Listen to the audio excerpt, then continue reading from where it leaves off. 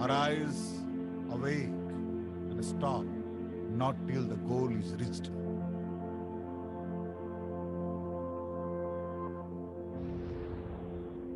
Today, our youth don't have any source of inspiration, any role model, any hero in their life. They are full of energy, full of hopes. There is a need for youth power to be used in a proper channel, in the right direction, in a positive direction.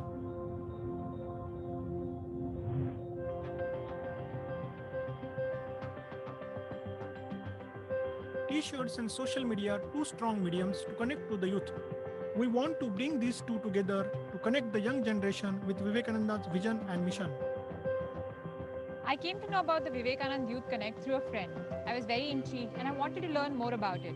His words and his works are very inspirational. The idea is to take the Vivekananda's message to the whole world. Buy a Vivekananda t-shirt, wear it, take a pic and upload it on Facebook and Twitter. When I uploaded the picture of this t-shirt on my social networking website, it gathered a lot of likes.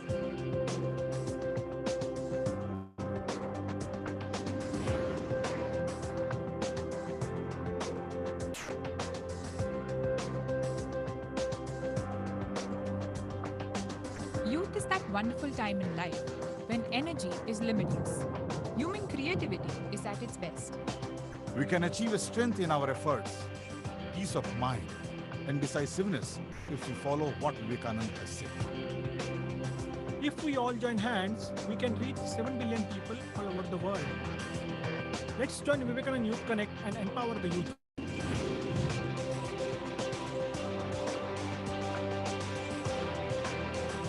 The earth is enjoyed by heroes. Be a hero. Always say, I have no fear. The moment you fear, you are nobody. It is fear that is the greatest of all superstitions.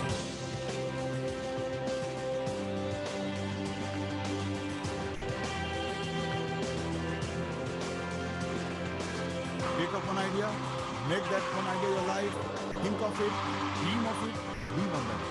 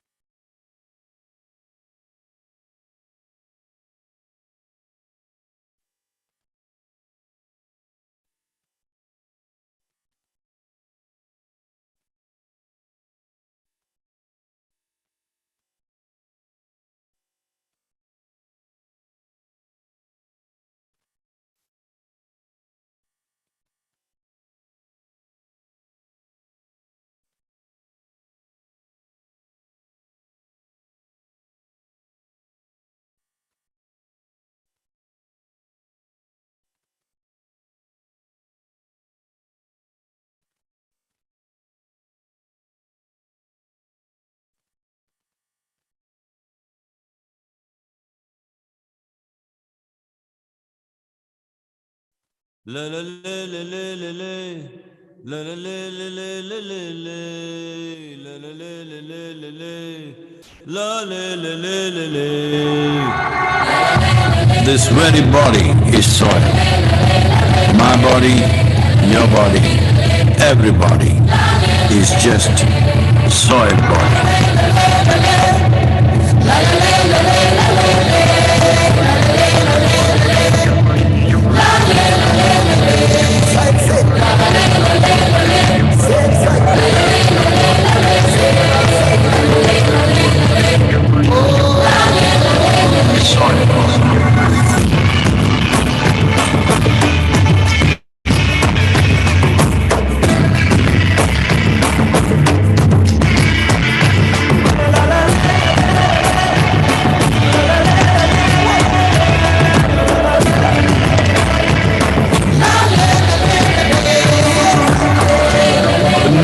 of soil is it turns death into life.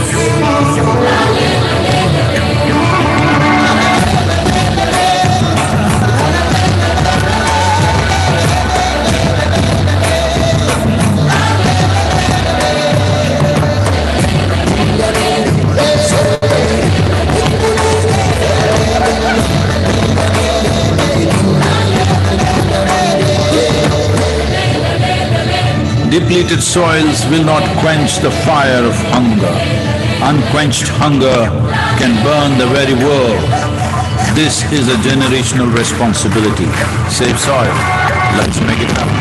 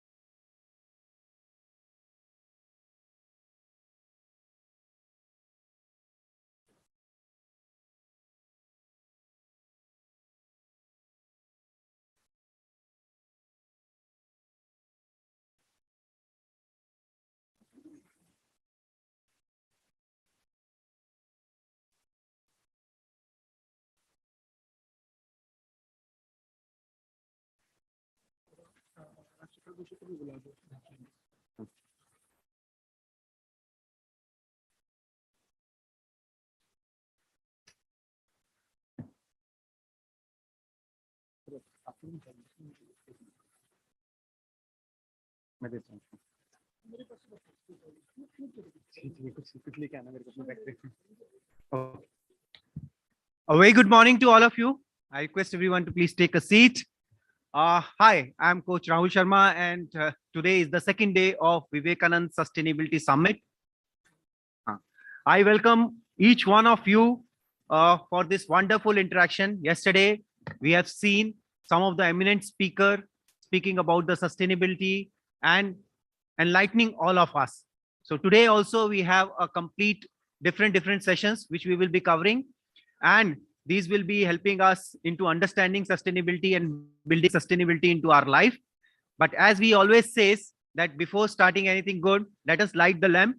And I would like to, it's my honor to invite over the stage for lighting the lamp is Mr. Sandeep Ghosh. So I request him to please come on the stage. Shri Gulshan Rai ji, I request you to please be on the stage. Dr. Dinanath Kolkar ji, please be on the dais. And Dr. Rajesh Sarvanya and Shri Rajshekhar Joshi ji. And we have Ruchi Ghanshyam ji, who is a former ambassador of India into the UK. So I request her to be on the stage for the lighting lamp. Sambhavna, I request you to please get the lighting for the lighting of the lamp.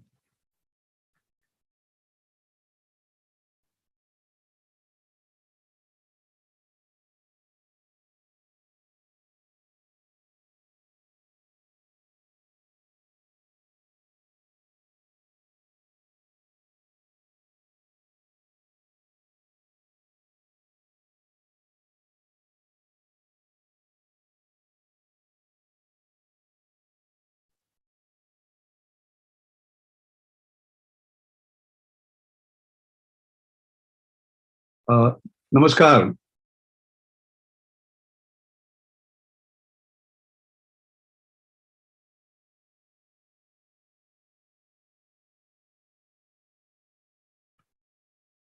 So, Astoma Sadgame, Tamsoma Jyotirgame, Mrityorma Amritam Game. So, this light of knowledge will help us in terms of bringing the sustainability.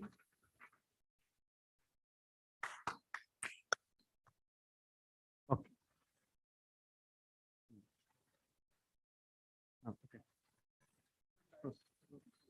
Okay, I request all. We'll be starting with the very first session, which is a keynote sessions on India's contribution to meet the global climate change. India has always been a leader, and as we know that the various initiatives of Government of India, and yesterday we have seen a lot of things which has been shared by Honorary Shri Nitin Gadkari ji, that what all we are doing in terms of sustainability. So today, the very first session is India's contribution to meet the global climate challenges. And for that, I would like to invite our Honorary Mr. Rajshekhar Joshi ji to moderate this session. He is a very eminent person, and I request sir to please be on the stage and moderate this session. We have to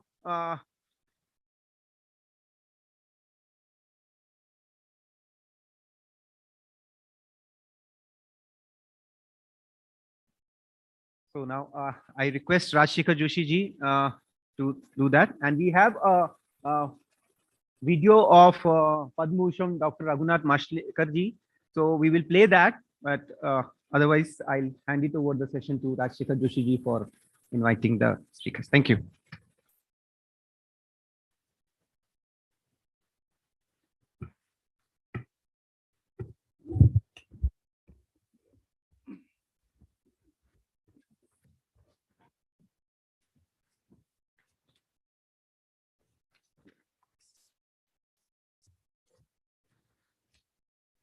So it's my immense, we had a very fruitful and very engaging day one. And I must say it got capped by a spiritual talk.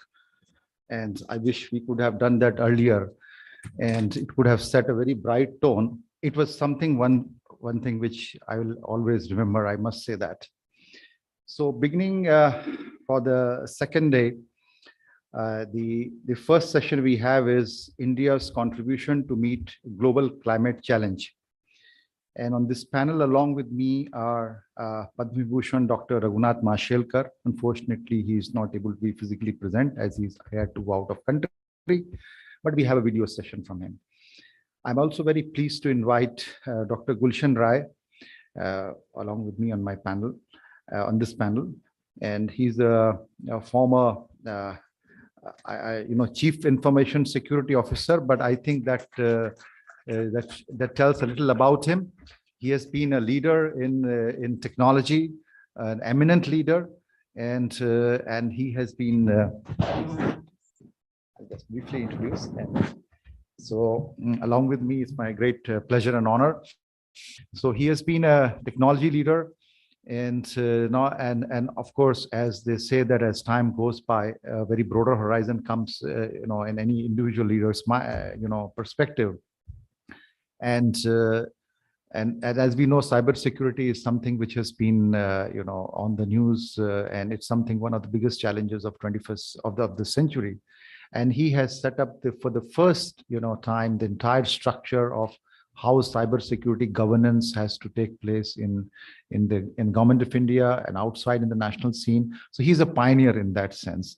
And I'm very pleased to welcome you, Dr. Gulshan. And so now as we take forward this session, the topic.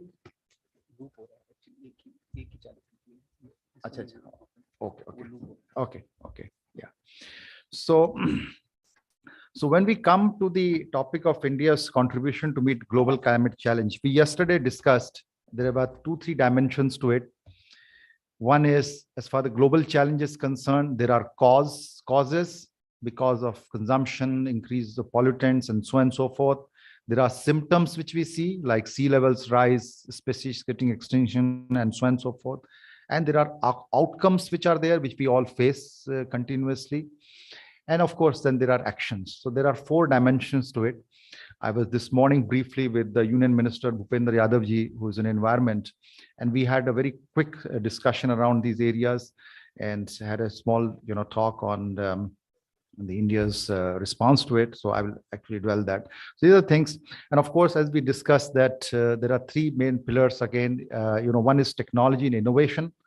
The other one is the finance and adoption and actions which have to be taken. So I'm just trying to put a framework around it. Otherwise, the subject is too vast. We can go into so many other dimensions which are there. Now, a global climate challenge is a stark reality in front of us. And as far as India's contribution is concerned, it can be, as we say, in multiple ways which are there. We have a paradox. We have huge developmental needs. We are still a developing country. As I was telling yesterday, that even if we continue at the same rate, which is one of the best growth rates in the world today, we would still be only using like 3,800 units per capita in 2050, which is 70% of what the US uses today and 30% of what the European Union does today. So and also and we would still be, I'm not going too deep into mathematics, but around 500 gigatons of carbon dioxide India will be releasing as a stock in this period. And to address that, even to bring it to 1/4 of it, there will be around $7 to $8 trillion of financing requirement, which is there. Now that is something, these are mind-boggling figures, and it's not easy to come by. So we have this paradox: developmental needs, we have to grow, but we are one of the biggest polluters in the world. We are expected to lead, and so on and so forth. So this is the paradox we have to address.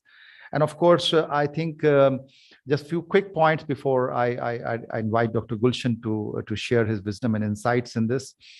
I think one important way India can contribute is to how to ensure a practical and equitable climate dialogue in the world, because India is a force in itself, and so how can this dialogue happen between the rich Western countries and the large amount of developing countries? So India can be a great bridge and a stabilizer. The COP26 could not conclude till India was on board.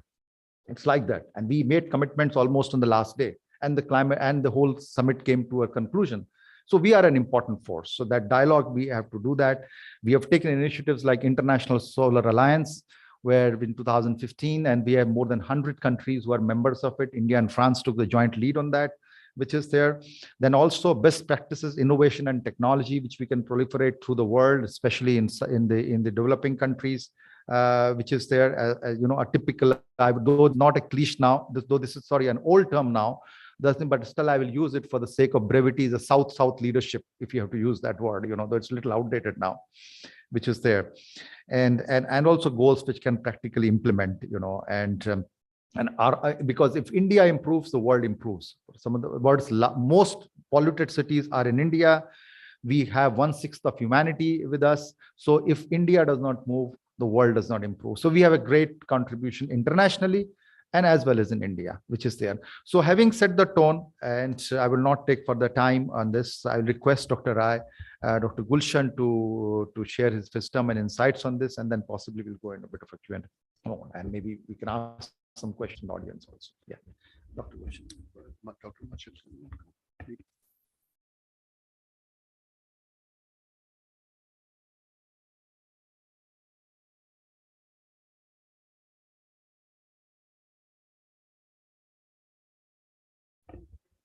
Yeah. Okay. Okay. Sure. So I think we'll just have Dr. Mashelkar's video playing, and then I will have Dr. Gulshan.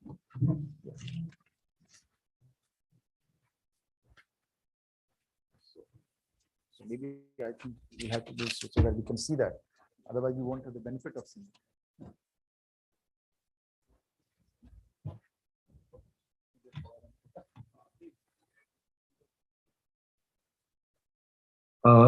Namaskar.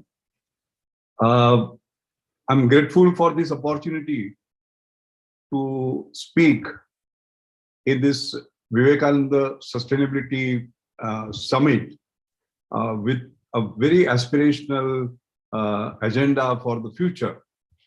I want to just focus on a very important aspect of sustainability, and that has to do with the climate change challenge. And therefore, what do we do in terms of the challenge that is going to come out because of carbon dioxide emissions, the fuels that we are using, alternative energy, the green energy, our green future, and so on and so forth. The position that I'm taking is that India doesn't have to be a follower. India can be a leader. And what I would like to show is that in many, many respects, India is leading the way and showing it to the rest of the world on how we can sort of move forward. We are very fortunate to have an extremely inspirational leader in our Honorable Prime Minister, Mr. Narendra Modi. And you can see what he did in the International Solar Alliance in October 2018 in the first assembly. And he put forward the idea, exciting idea, of one sun, one world, one grid, OSOWEG. And that was taken forward in 2021 by UK and India agreeing to combine forces of the Green Grids Initiative. And this initiative was jointly launched in the COP26 summit. If you just see, actually, the aspiration is huge. The aspiration was endorsed by 80 plus countries, the One Sun Declaration. And through a worldwide grid, the clean energy can be transmitted to anywhere, anytime. India has given to the rest of the world this Vasudhaiva Kutumbakam. We are talking about the entire globe. India never thinks of itself. It always thinks of the welfare of the world. And this was a phenomenal initiative. And the sun never sets, so harnessing the solar power to usher in global sustainability through the One Sun, One World, One Grid. And it is divided into three main phases. The Indian grid should be connected to the grids of Middle East, South Asia, Southeast Asia, and connecting the functional first phase to Africa, and then achieving true global interconnection. That is the agenda. And it is not just thought leadership, it is action leadership. And my next two slides will show how we are leading in action. In fact, I'm very proud to say that India is the only G20 nation on track to meet 2015 Paris Agreement. And I'm not saying that. The Climate Transparency Report that was released in 2020 looks at how G20 countries are doing when it comes to climate action. And they show that India was the only one in the group on track to meet emissions targets set in 2009. Also, we have been having these headlines, India's solar sector success stories, like India is the cheapest solar energy producer, beats China, UK, US, and India becomes the lowest cost producer of solar power, which is wonderful. And if you see in this, India's performance in terms of the cost of solar PV, we are beating China now. Now here, what I've done in this slide is that there are different countries like Russia, Japan, Canada, etc., all these countries. And then what we have looked at the hardware costs like modules, inverters, grid connection, etc. We have looked at the installation costs like mechanical installation, electrical installation. And then there are soft costs like the margin, the system design, etc., etc. And you can see how actually, if you go down here, you can see India is the lowest in all respect. And this is a matter of great pride, I must say. Similarly, you can see that IEA has said that India is on the cusp of a solar powered revolution, entering that will see its age out in the nation's top electricity source. And we are actually talking in terms of us being in a unique position to pioneer a new model for low carbon inclusive growth. And that is clearly evident in many of government's actions that I will come to very shortly. So what I tried to show in the first few slides is that India means not only thoughts, but also action, and is doing very well. I'm going to focus because we are talking about the future being hydrogen, green hydrogen in particular in our green future. And India can become a leader in hydrogen economy. We have missed other buses like knowledge economy and manufacturing economy, etc. But in hydrogen, one is convinced that one can, and I will argue as to why. So what I'll do is to give you a global scenario, then the Indian scenario, but research and development is going to be very critical. As a scientist, I give a lot of importance to that. And then what are the next strategies that we need to have? Now, if you see the global context, there is exponential growth in hydrogen deployment, as you can see. 43 gigascale products have been announced, large-scale industrial uses in transport, integrated hydrogen economy, etc. And this is just a November 2021 report. So just 4 months ago, you can see this is dramatically changing.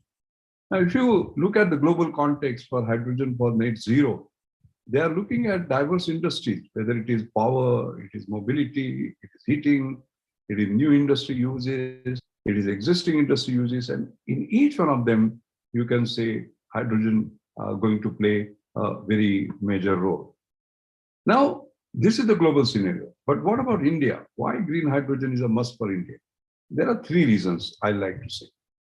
First is India's energy security, because hydrogen can reduce over $160 billion worth of imports for India because we can't afford. And we have seen now the import bill is going up. The Ukraine crisis has put $70 barrel jumping to $1 barrel and so on and so forth. So we can't live with those uncertainties. We have to be Atmanirbhar. We have to be resilient. That's number one. The second is there is a significant reduction in carbon dioxide emissions because we are world's 3rd largest emitter, 3.6 gigatons of carbon dioxide equivalent. And therefore, green hydrogen can play a great role in reducing that. And then it is critical to meet India's target of 500 GW and from the current capacity, and hydrogen has a big chance.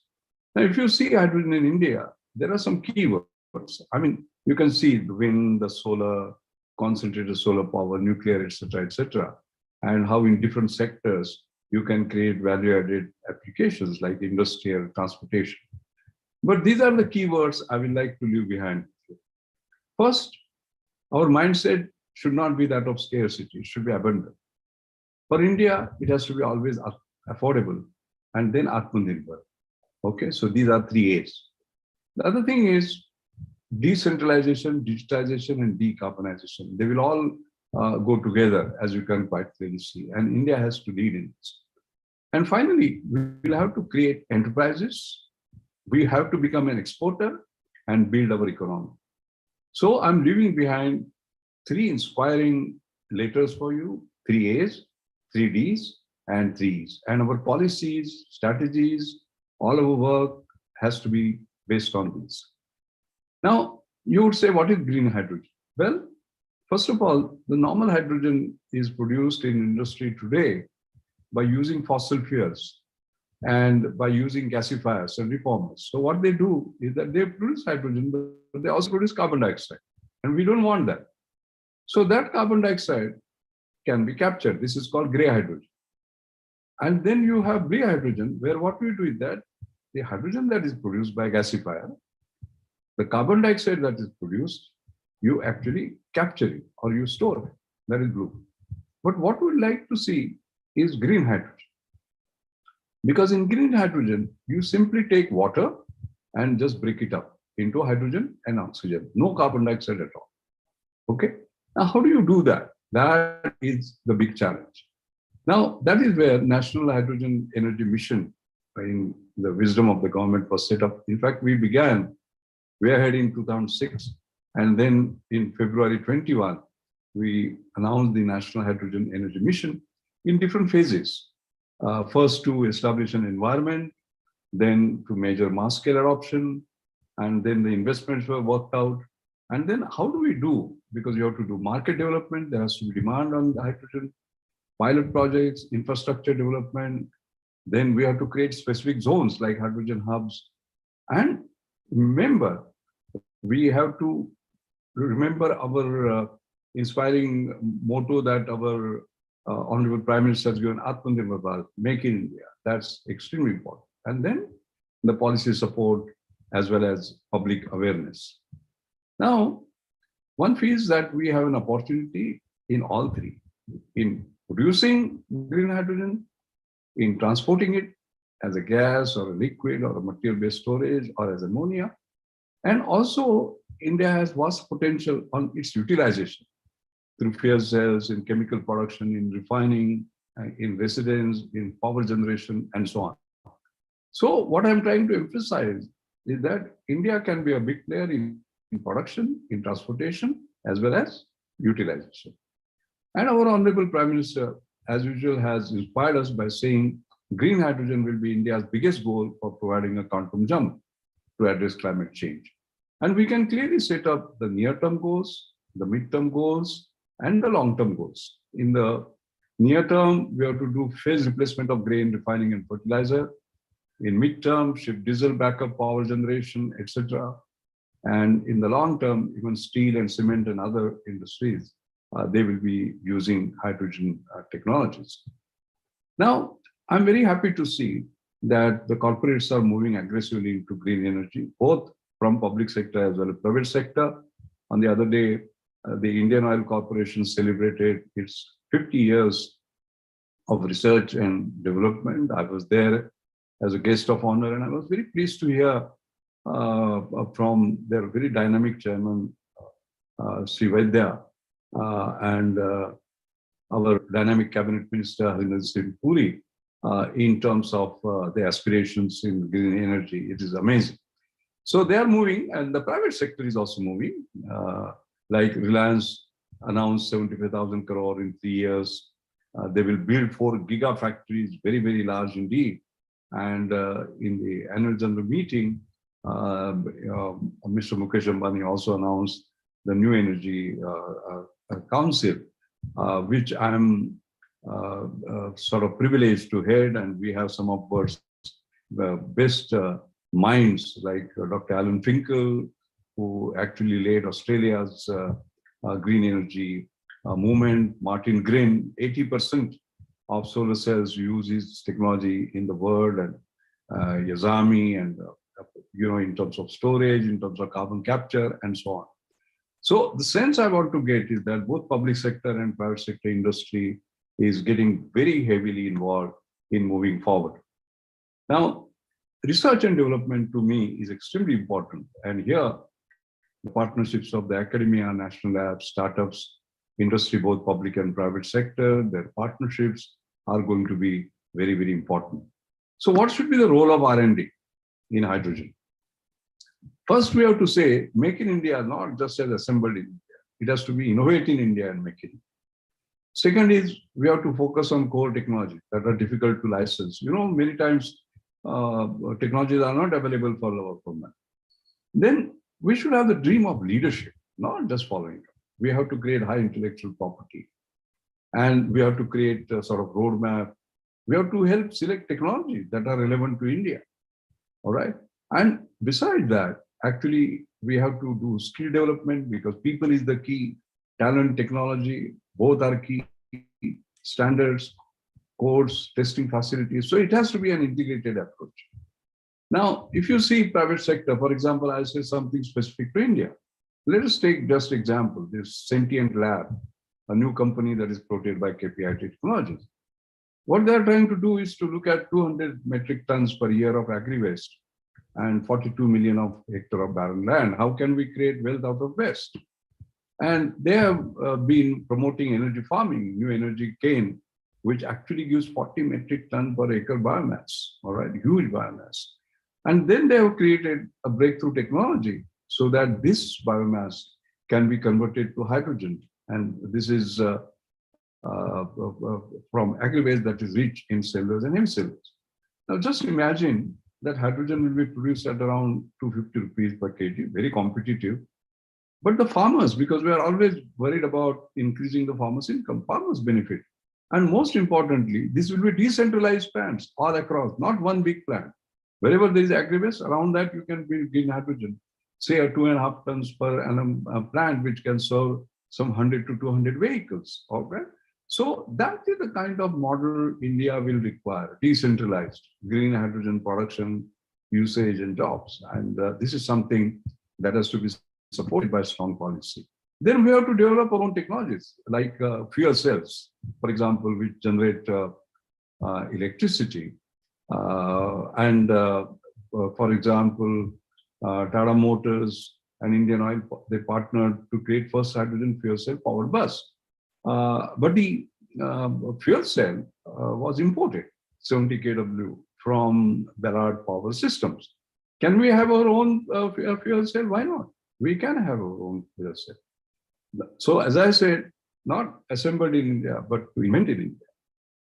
So there was a big launch of the indigenous fuel cell bus on 15 December 2021, where KPIT Technologies in Pune, India in Pune, Sekri Karaikudi, they all partnered to create this. And you can see here, Mr. Ravi Pandit, the CEO of KPIT Technologies, who championed, supported, and created this.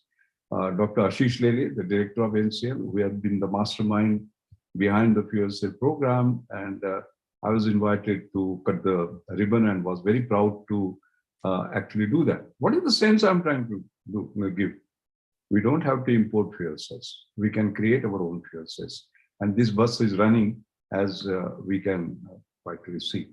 So I think India needs a strategic shift, not just assemble in India, but invent and made in India. And I have confidence that India's enormous R&D prowess will make it possible. My personal experience has been this New Millennium Indian Technology Leadership Initiative. Leadership was key, which I launched in year 2000 by bringing together talent, technology, and trust. And we gave grand challenges, created bold financial instruments, and not just best practice, but next practice. Not just follow anyone, but create our next practice. And the major thing was that this program was positioned very interestingly. See, India has always worked where markets are certain and technology is certain. That means in this quarter, very safe.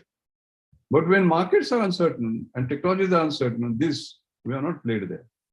So our New Millennium Indian Technology Leadership Initiative was positioned exactly here. We do things which have not been done before and ahead of the rest of the world.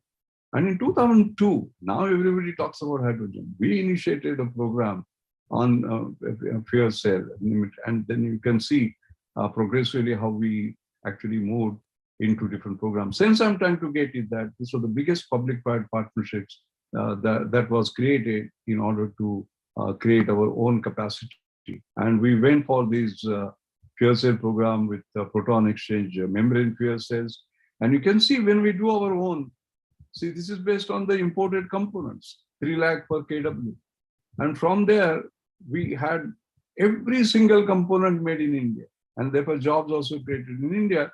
And you can quite clearly see the cost went down by a factor of 4, by the economy of scale, etc. The sense I'm going to give you is that India can actually do it. And you can see here the stationary fuel cell that was created. This is Mr. Ravi Pandit, Director NCL, launching our first fuel cell electric vehicle in 2020. And at the same time, our Honorable President and Minister of Science and Technology then demonstrating the high temperature proton exchange fuel cell based on combined cooling and power system. So what I want to say is that we have made a substantial progress in this, not only on par of the world, but in some cases, even ahead of it. And if you look at the CSIR's entire network of laboratories, they are involved in both generation, storage, as well as utilization. You can see the number of laboratories who are working together in a team CSR fashion in hydrogen generation, hydrogen storage, hydrogen utilization. Again, since I'm trying to give is that yes, we can do it, we have the capacity. And However, we must strengthen the Indian hydrogen ecosystem. We must set up standards. We must do skill development, strategy roadmaps. For example, skilling, because if you are going to go so big, we will require people. In what areas? Electrochemistry, aeronautics, metallurgy, etc., etc. So we have to develop manpower in this simultaneously. At the same time, we have to do testing and create testing facilities like this all across. So we have to look at the whole big picture. And also most important is public awareness, because as soon as you say hydrogen, people will be scared. Oh, hydrogen bomb. No, nothing like that. It is quite safe. It is a lighter element. It just goes in the air and so on and so forth. So it is important to educate the public. Finally, our Honorable Prime Minister has talked about this Panchamrut, India's national statement and commitment. He has said 500 GW of renewable energy by 2030, 50% RE contribution to that, renewable energy contribution. He has promised carbon dioxide reduction and achieve net zero emission by 20%. And we have to look at different factors and look at them. And I'm very happy to see that on just in February, there was this fantastic Government of India policy for boosting renewable energy.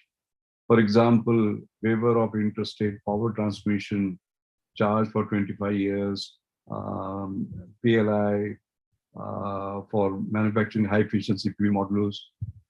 Then what are the means by which domestic manufacturing? Then sovereign green bond is a fantastic idea for deployment of funds, energy storage systems, then policy to facilitate EV charging as electric vehicles come, then decentralized RE generation under Vibrant Villages program. And that is where the agri-waste program fits in absolutely perfectly. So I must congratulate the government for these very, very positive policy initiatives. And government has shown, for example, the fluorescent light creates big carbon footprint. Can we replace it by light emitting diodes? And India created a record. India's Ujala story, there is an International Energy Agency case study. And I'm quoting there. They say the agency that we created become the biggest catalyst for the LED revolution. They have brought India in the global solid state lighting map. Technology got adopted in 6 months, not 5 years. And as a result, LED bulb is now cheaper than bread. And we had this penetration from 0.2% to 80%. So it is about the speed. It is the way we jump ahead. I think that is the spirit I would like to suggest we do that.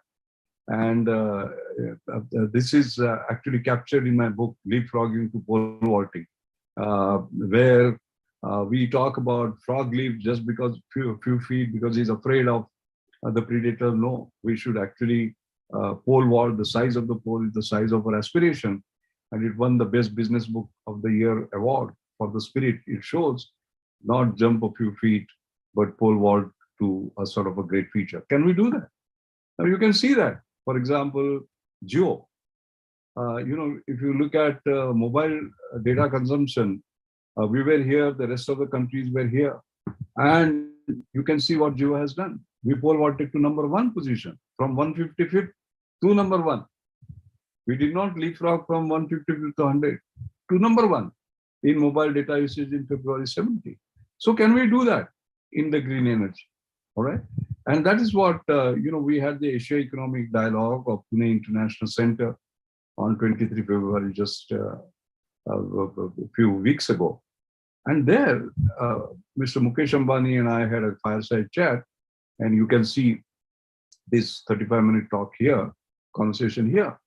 And he has put an aspiration of 111. Produce 1 kg of green hydrogen for $1 in 1 decade, maybe for 1 billion people. Now, that's a heady target. But did we believe it when Jio was done? That we could do 4 rupees per GB, the cheapest in the world and voice free? We did not. And we did. So in the same way, it can be done. And his vision is India can export $500 billion green energy to the world. Can you just imagine we are an importer of energy, like I said. And he's saying we can become an exporter. Why? Because his basic thesis is God did not give us oil. God gave us coal that was bad with ash content. We are importing from Indonesia, Australia. But God has given us sun. I mean, sun is shining. God has given us water, because these are the only two that we require for happening, because we did not have the technology. Now technologies are there. So we can do that, and we can be an exporter to the rest of the world, from an importer to the exporter. And he also said that there are 15 to 20 green energy enterprises, just like Reliance, that can emerge. So that is the part I was talking about, the enterprise, the economy that can actually happen. So there is an exciting future that is possible. And India has been pole vaulting in the last decade. Like we did world's fastest and largest financial inclusion through JAM. There is a Guinness Book of Record.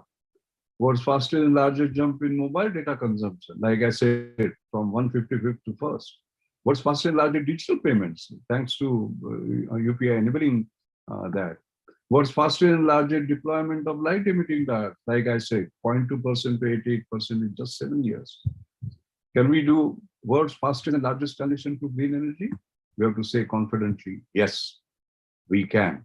And therefore, when we talk about Atmanirbhar Bharat, one part of it, solid part of it, is building Urja Atmanirbhar Bharat in terms of energy, self-sufficient and reliant Bharat. And we have to do with Atmavishwas, self-confidence that we can do it, and with Atmasanman. Thank you. Thank you very much.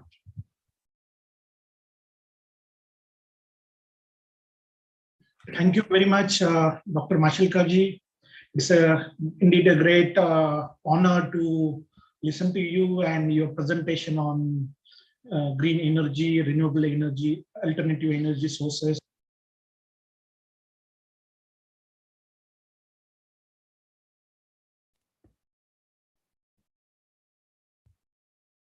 So after this eloquent speech from Dr. Mashelkarji, we look forward to hear words of wisdom, insight, and experience from a very pioneering and eminent technology leader who is on the podium right now.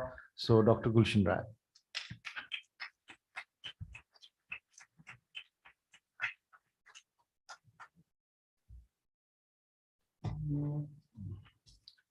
Siri Joshi ji, the moderator of this session, Ambassador Ruchi Ghansham, my esteemed colleague Deena Kolar, Madam Savita, Rajesh ji, Mr. Bose, Mr. Ghosh, ladies and gentlemen, good morning to all of you. I am delighted to be here for various reasons to speak on this important topic. And I'm so grateful to the organizers for inviting me and providing me the opportunity to deal on this subject. Friends, as all of you know, and many of you know, that I'm not at all expert, and many experts are sitting in the audience, and we have just heard wonderful speech and wonderful the motivational kind of aspects and including the nitty-gritties on this subject, which is highly technological, highly theoretical, and a lot of domains are involved over there. But when I was invited to speak, I was wondering what to do. Certainly people expect that I'll speak from the core area which I have dealt with for almost 15 to 30 years, which Mr. Joshi was mentioning in his opening remarks. But I'm not going to deal with those subjects here because those are something afterwards. Today we need to understand climatical change aspects there. We need to understand how we can address. And some of the things we heard just now from Mr. Mashelkar, but the aspects of the technology are much different, much deeper, and very, very complex aspect there. I don't think I've been invited as a keynote speaker. I will be able to deal with the subject in a judicious manner. And I'm sure I see the program, and there are many experts there who are dealing with different aspects of the technology. But what I propose to deal is that what are the challenges which we have? What are the broader framework which we need in the technological aspects, and some components of the technology which are going to enable both for addressing the climate challenge as well as the both developing the solution for climate challenge there.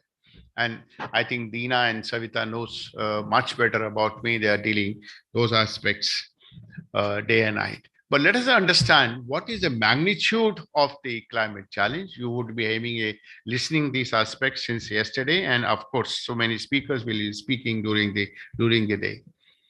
But the friends, the energy sources we choose to support have a significant impact on the world around us. This year, the summer started much earlier in the March. Temperature right from the beginning is hovering around 42, 43. And also, we have been seeing in the past how the rains have changed there. Sometime we did dry rains. The rain seasons also have shifted. It's starting somewhere end of July and going up to in the mid of all kind of a scenario. Incessant rains, dry rains, all those spells are there. After all, many people, many times we talk about it. What happened? Why the change in the season is there? Is it because of the climate change or because of any other aspects there?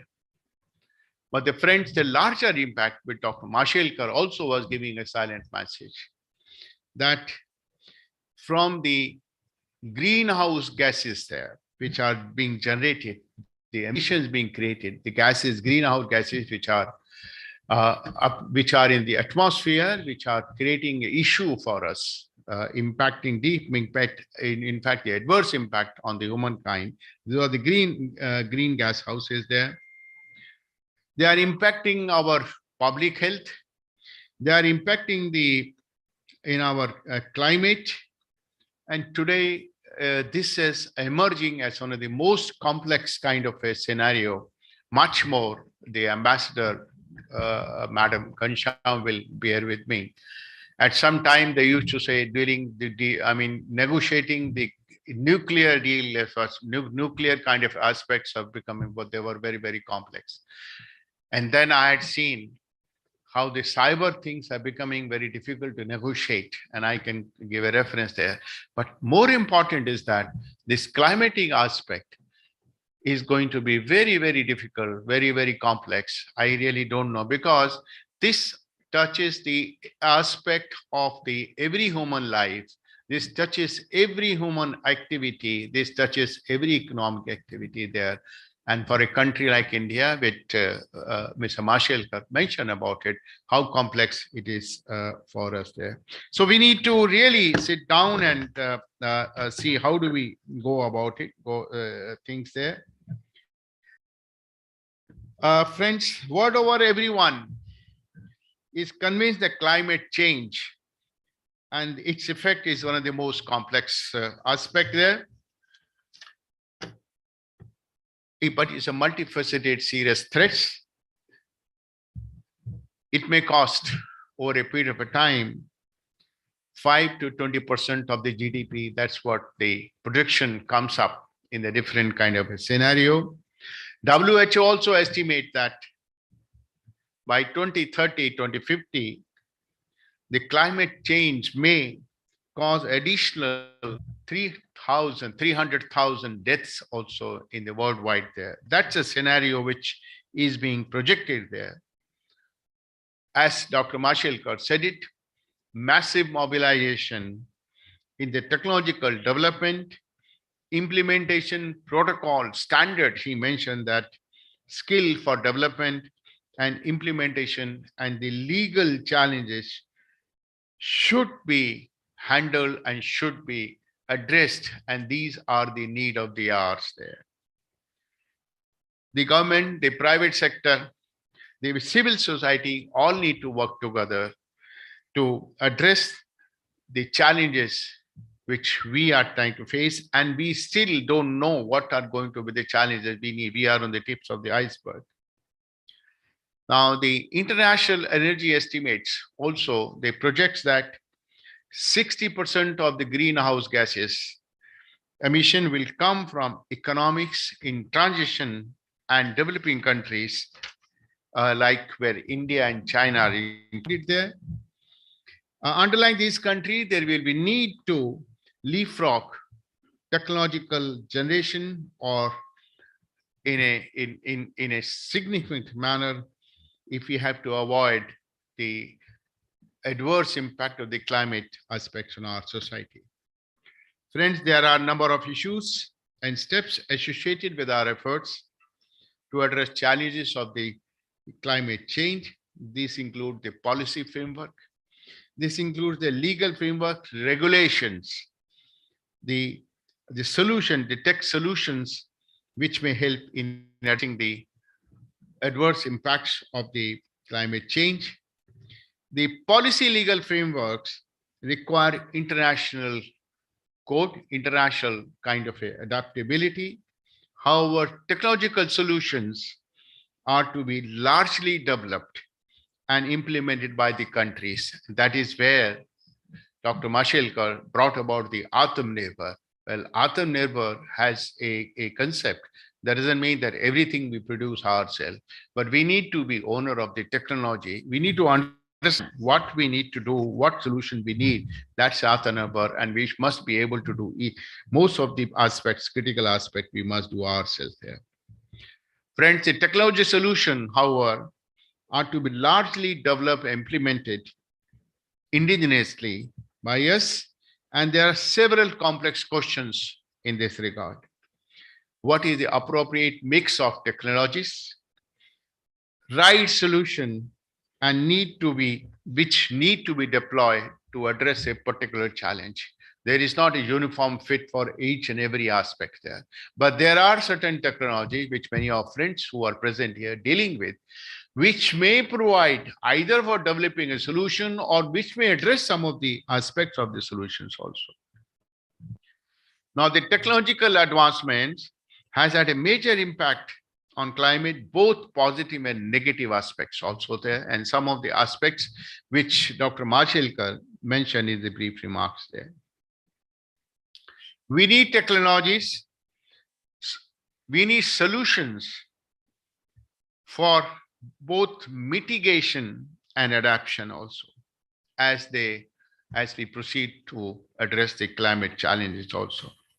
Mitigation is about slowing down global warming by reducing the level of greenhouse emission in the atmosphere.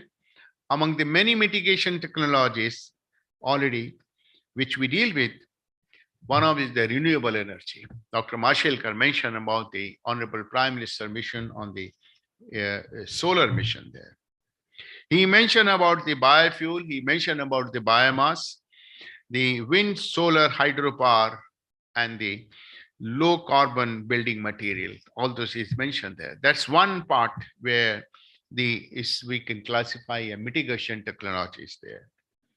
We need to capture these technology to address those emerging technologies, and we need to apply those emerging technologies. The developing countries and the developed countries both are equally anxious to avoid this sort of the cutbacks, but everyone wants the technological solutions which are not only good for the planet, but also good for the business and good for the deployment also there. The technological innovations is seen as the best hope for delivering the problem which we are in there. In the morning, I was talking to my friends who are present here. Well, technology solution is important there, but technology solution is not the only thing. I think Dina mentioned that the social habits, these are very, very important. These aspects need to be seen there. The second aspect of the technology, which is adaptation, involves dealing with the existing or anticipated effects of the climate change, particularly in developing the least developed and the small island countries there, which are also very, very important. Friends, in addition to the soft technologies such as the crop rotation, hard technologies for adoption includes improved irrigation techniques to cope with the drought and the new plant varieties which are relevant to our system and resistance to the drought and the soil water. The uptake of mitigation technologies has accelerated in the recent years, encouraged by the proactive government policies, yet it is not enough for environmental kind-minded consumer. The impact and effectiveness of the technology solution depend upon their being deployed and their being adopted, not only in India, in our country, but global, because we are all becoming globally connected there. Understanding on the climate technology. The starting point is the effective action for climate change. By understanding these needs, we can determine how to reduce greenhouse gases emission and adopt those technology to mitigate or to address the impact of the climate change. There is Article 10, Para 4 of the Paris Agreement, which Mr. Joshi mentioned there. It deals with and established the technology framework there. Now, any framework we prepare, any legal framework we prepare, since India is a signatory to that Paris Agreement, that framework need to be compatible and interpolation and must take into account those kind of a framework spelled out by the Paris Agreement. Friends, all the technology component of the digital transformation for which we are witnessing, they are useful and they will be used. They will be the underlying technologies. We talk about the artificial intelligence, we talk about the big data, we talk about internet and the so-called famous machine learning and machine language. Now, one such technology is the artificial technology. As I said, that the whole subject is a very, very large and very, very complex. We cannot address all the technological aspect here. But these are the core component which will be used both for enabling, for R&D, for all kind of activity. These are the core component which we need to use it there. And we have started working, but we still have to go a far ahead, far away in using those technology for this area. Now, as I said, one such technology is the artificial intelligence and especially the applied artificial intelligence there. The relationship between climate change and AI today is understudied. I'm sure, Dina, you will agree with me that we have to do far better in this area. Not least because the large companies working, TCS, working in this area, they are investing a lot of money, but there should be a transparency in the entire system there. AI can strengthen, that has a potential, can strengthen the climate prediction and enable the decision making for decarbonizing industries from building to transport. AI can work out how to allocate renewable energy, do the pattern recognition of the green gases, the patches there, and to use and also plan for the wind channel kind of a scenarios, architecture to create a different kind of a ventilation which we need today to address the challenges. When we go to the older building, we find that the roofs are 20 feet, and we used to wonder about it. A different kind of, ultimately, those people found a solution there. Similarly, we need to look at and find those solutions. How do we address the emission of the greenhouse gases there? Now, AI can also help reduce effects of the climate crisis, such as making smart grid design and developing low emission infrastructure. In my opinion, AI could be and should be seen as a silver bullet for solving complex socio-economic problems linking with climate change and emission of greenhouse gases. The artificial intelligence include the different components there, and those different components need to be interfaced with each other there. Dedicated studies, more investment, research and development, as Mr. Mashelkar mentioned, that better policy invention are required in this field of artificial intelligence. We are just on the tip of the bird, we are far away. But the whole technology in this regard is either is controlled by the West, North America, and some part of the East Asia there. We need to, that is a subject where the diplomats, ambassador like Madam Ruchi Ghanshyam may have to come forward. We need to play an effective role in creating those regulations, in the sense that whatever technological solution we develop, it should be respected, and we should be in line with the technological kind of, we should also be able to set right the regulations worldwide, because our problems are different problems, and our problems are we can't afford that kind of a money which we need to do. Now, to make sure that AI does not hinder the society, it is time to manage the debates of the present time relating to digital technologies and the sustainable development. We need to debate in these two areas, that we use the AI. As I said, the international regulation should be in such a manner that should not hinder our research, our investment, we should not depend upon the technology on them. So we need to play effective role, and we need to combine the digital technology and the sustainable goal and development. We need to combine together.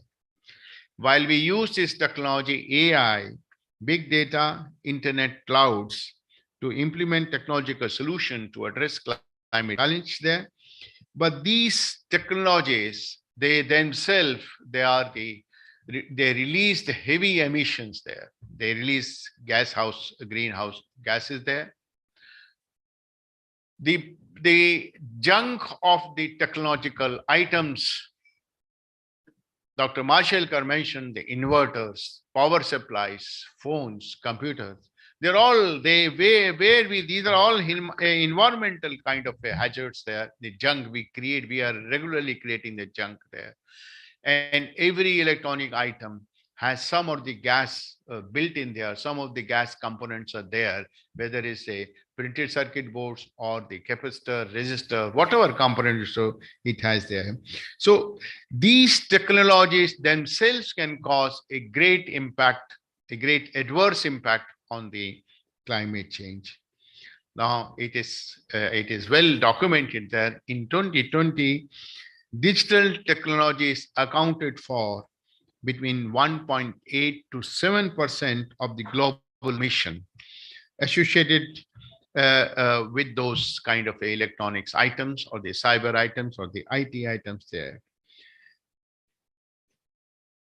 More we use technology, more there is a demand for a higher processing power. Ultimately, today, every design application has to be done using the computing power. So more we try to use technology, more we try to bring technology, there will be more processing power, more such item will be there, and more such greenhouse gases emission will be there. That also we need to keep in the mind, and we need to bring a balance somewhere, the use of technology and the application of technology to address our challenges there.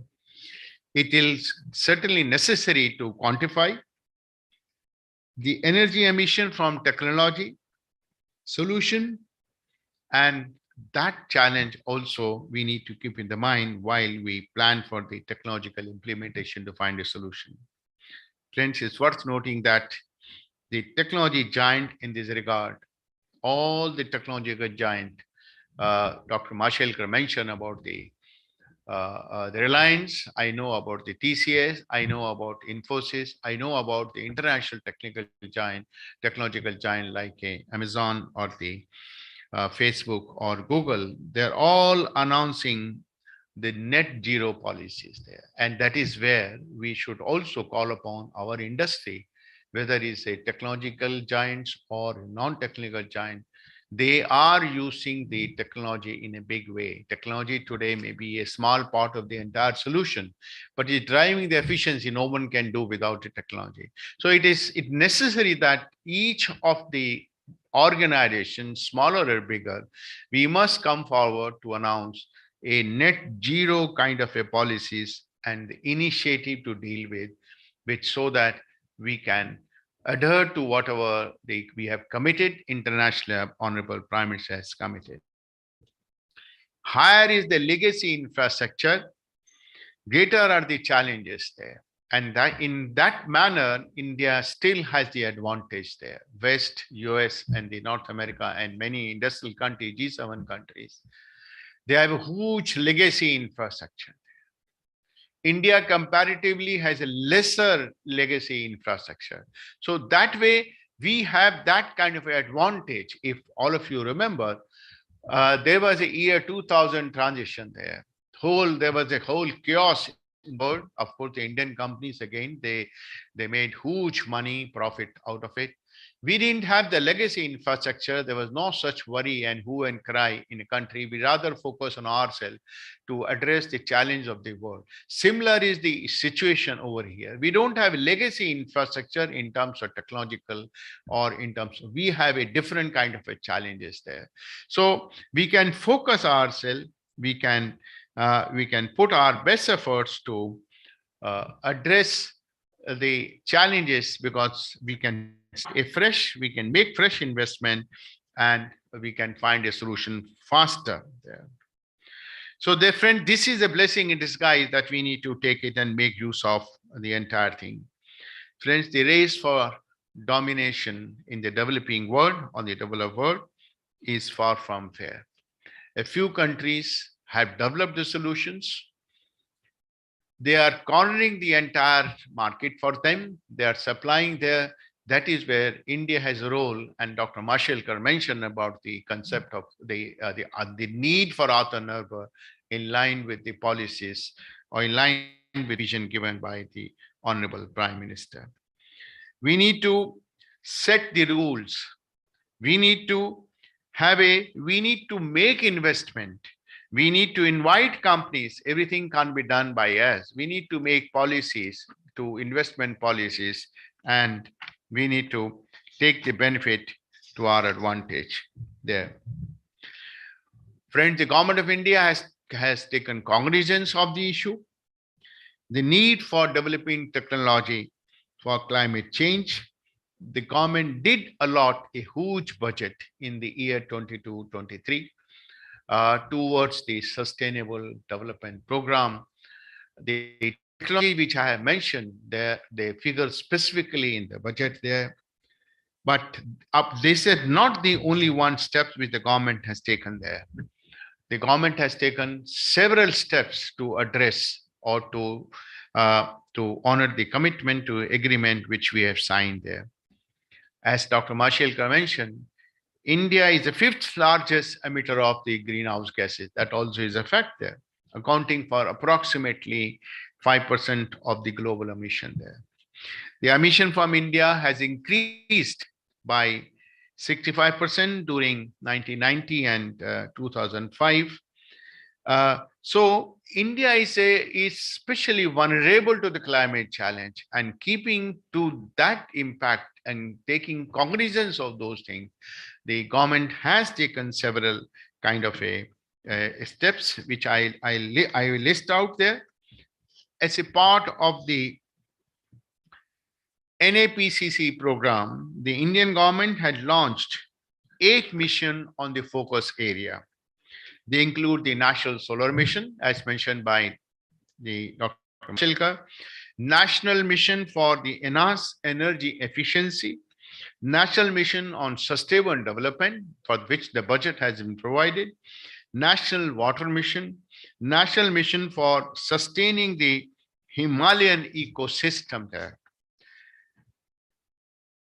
National Mission for Green India Goals, National Mission for Sustainable Agriculture, National Mission on Strategic Knowledge for Climate Change there.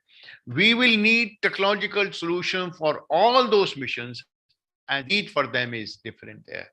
But the artificial intelligence, cloud, or the ML, these are the essential components. So that's why I thought these components are important, and we must deal with those components. We must create those capabilities in this country there.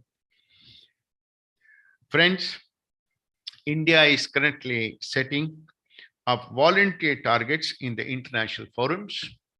Madam Kancham will be able to dwell more on this aspect to commit itself to the mission to combat climate challenge. It is also playing a major role in climate challenge mitigation. What we need to do is that this should be we must accept the international norm, we must accept the problem before us, and we must accept the climate change is happening there, and we must start work to address international cooperation, address climate challenge, and mitigate the adverse impacts. Additionally, the mitigation aspects must be complemented by the climate change related adoption, since mitigation alone cannot address the adverse impact which we are facing now. An international level cooperation, plan of action is necessary, both from the point of view of technology and developing a technology investment. That's what we need to, there's a priority of time when we need to do that. I cannot do a justice with this subject, but during I touched small issues and some of the major issues which are more on the policy aspect. We need to do that, but there are a number of speakers who are going to deal with the technology aspects there. As I admitted, I am not expert. I just studied this, and so I thought I'll share with this since I was asked to come and speak. I once again thank the organizer for giving opportunity from the two point of view, one to study this subject and to come forward and give my views. Thank you very much.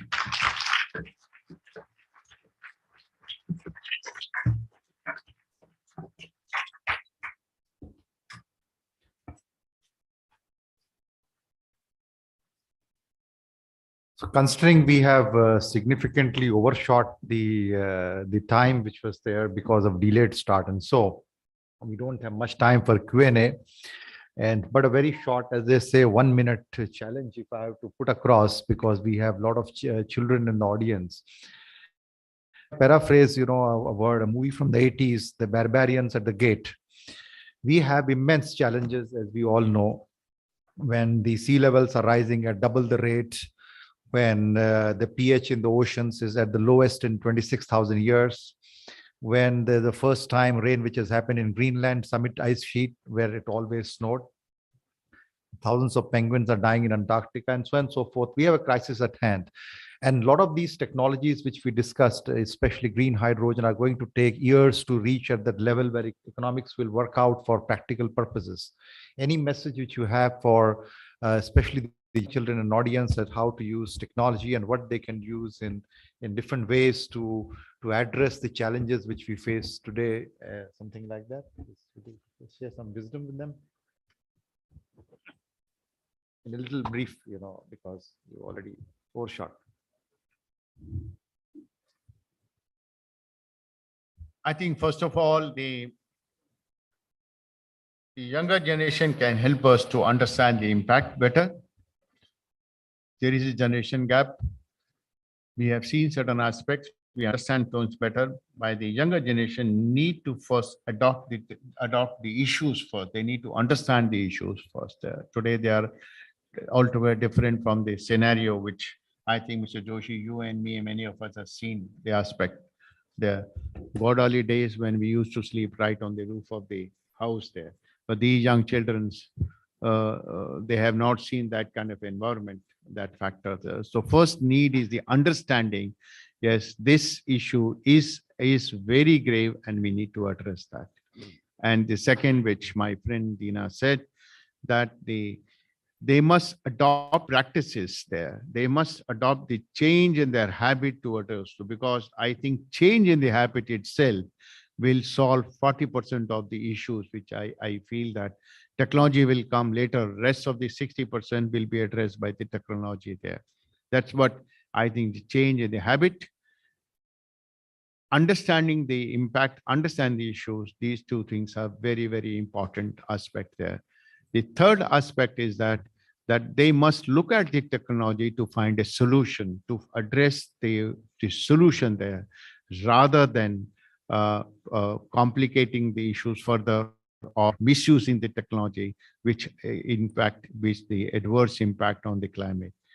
The major issue will come, significant issues will come, the environmental junk which we are creating, that buying the things, throwing away without understanding, throwing in the public there, all kind of a garbage.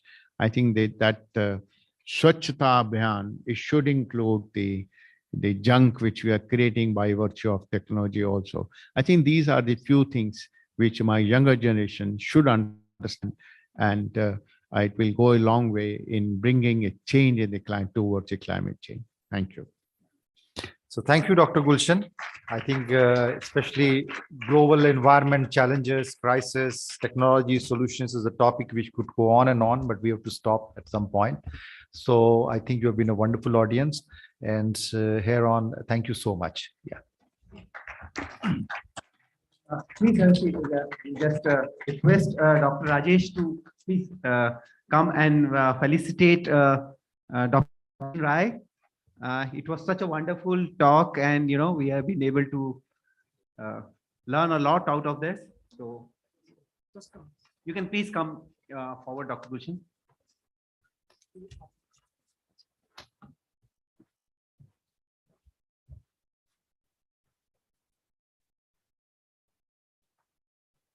So this is a sustainable stole which has been provided along with a memento, and this is a Rudraksh tree.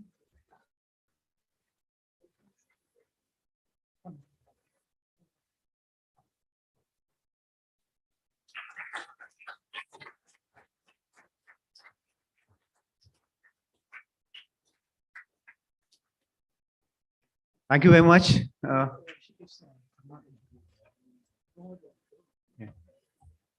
So this is something very interesting, and now we'll be moving to the next session. After this enlightening session, let's move to the next session, and I request my co-host Jazz to take the proceeding further. Thank you.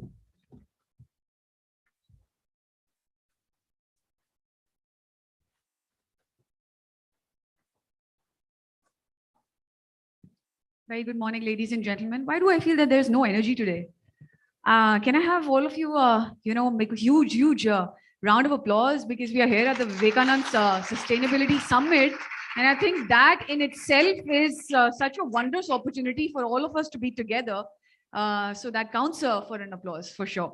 And namaskar. I'm such a fan of yours. All right. And proceeding further, this is the panel session 8. My name is Jazz. I'll be taking it further. The topic would be ensure greater social awareness for sustainability. And I will be inviting, no points for guessing. I'll be inviting Sadhvi Bhagwati Saraswati ji. It is such an honor for me to invite you as the moderator. Whatever I say, my words will never be enough for this lady.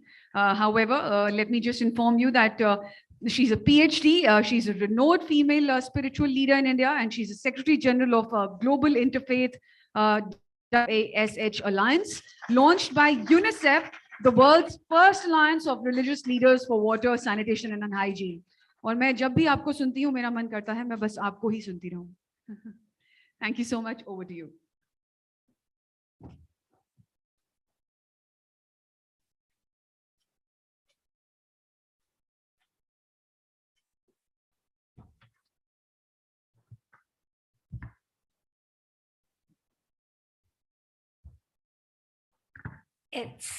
It's such a joy and a beautiful honor and blessing to be with you all today, and especially to have the wonderful honor of engaging in conversation with Honorable Ruchi Ghanshyamji around this topic of raising social awareness for sustainability.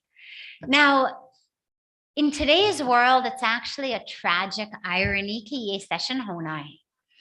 अगर हम लोग जैसे उससे पहले session में, we learned wonderful new things about technology, जो शायद पहले से मालूम नहीं था. But social awareness, how to raise social awareness about sustainability. Well, in today's world, we know exactly how to be aware. Today's world with social media, with everything at our fingertips. If I look around here, at least 50% of people are staring at their phones. So we know exactly how to be aware. 3 minutes can't go by. They've done all kinds of great scientific studies of how our pulse rate goes up, our blood pressure goes up, the longer we are forced not to look at our mobile phones. So we know exactly how to be aware. We are aware. अगर मैं सबसे पूछूं, अच्छा ये बताओ, सोनम कपूर का pregnancy में क्या हो रहा है अभी? Huh? Is there anyone who doesn't have an answer to that question? Right? We know what is happening in the world that we pay attention to. Whatever celebrities, whatever influencers, whatever politicians, whoever you are interested in, you could tell me what they had for breakfast because they're posting it online. You could tell me who they're dating, who they're fighting with, what their newest movie or TV show or brand of shampoo they're using is. You know everything. And then we judge and we base our lives and our actions based on that. Acha, she's switched to that brand of shampoo, chalo, I will also shift. Acha, he's using that brand of mobile phone, I will also use it. He drives that type of car, I will also drive it. We are changing our values and our behaviors based on the awareness that we are getting from what we are paying attention to. Now, the sad thing is that in the world of sustainability and climate change and environmental protection, जो चीज जिसको ध्यान देने चाहिए अपनी life के लिए, we are not actually paying attention to. But the challenge, and this is what I'm really looking forward to being in conversation with Ruchi ji, but also with all of you about, is it's not about having to spread awareness because we know how to be aware. It's how do we get people to be interested and engaged so that they are just as aware of what is happening to our planet, to the species that are going extinct, to the water that's disappearing, as we are aware of what brand of shampoo different influencers are using, or how Sonam Kapoor's pregnancy is going. How do we engage you, the youth, to care, to pay attention, to realize it's important? There's a beautiful quotation that says, if trees gave Wi-Fi, we would plant them everywhere. But unfortunately, they only give oxygen, which we need to live. That's the situation we are now in our world. Wi-Fi has become more valuable than oxygen. And yet what we know is that by 2040, the world is only going to have half the drinking water it needs. India is on track to be there by 2030. That's basically tomorrow. I imagine that most of my young sisters and brothers are planning at some point in your life to have children. And then you're going to work so that you can give your children an education, opportunities. इसलिए सभी सुबह उठ के काम पे जाते हैं ताकि उनकी बच्चों को कुछ बढ़िया अवसर मिलेगा, बढ़िया मौका मिलेगा जो हमको नहीं मिला, हम बच्चों को देना चाहते हैं. इसलिए everybody wakes up in the morning and goes to work. But if we are not working for water, for the environment, to abate climate change, give your children as much money, as many cars, as great of an education as you want. कोई फर्क नहीं पड़ेगा, फायदा नहीं होगी.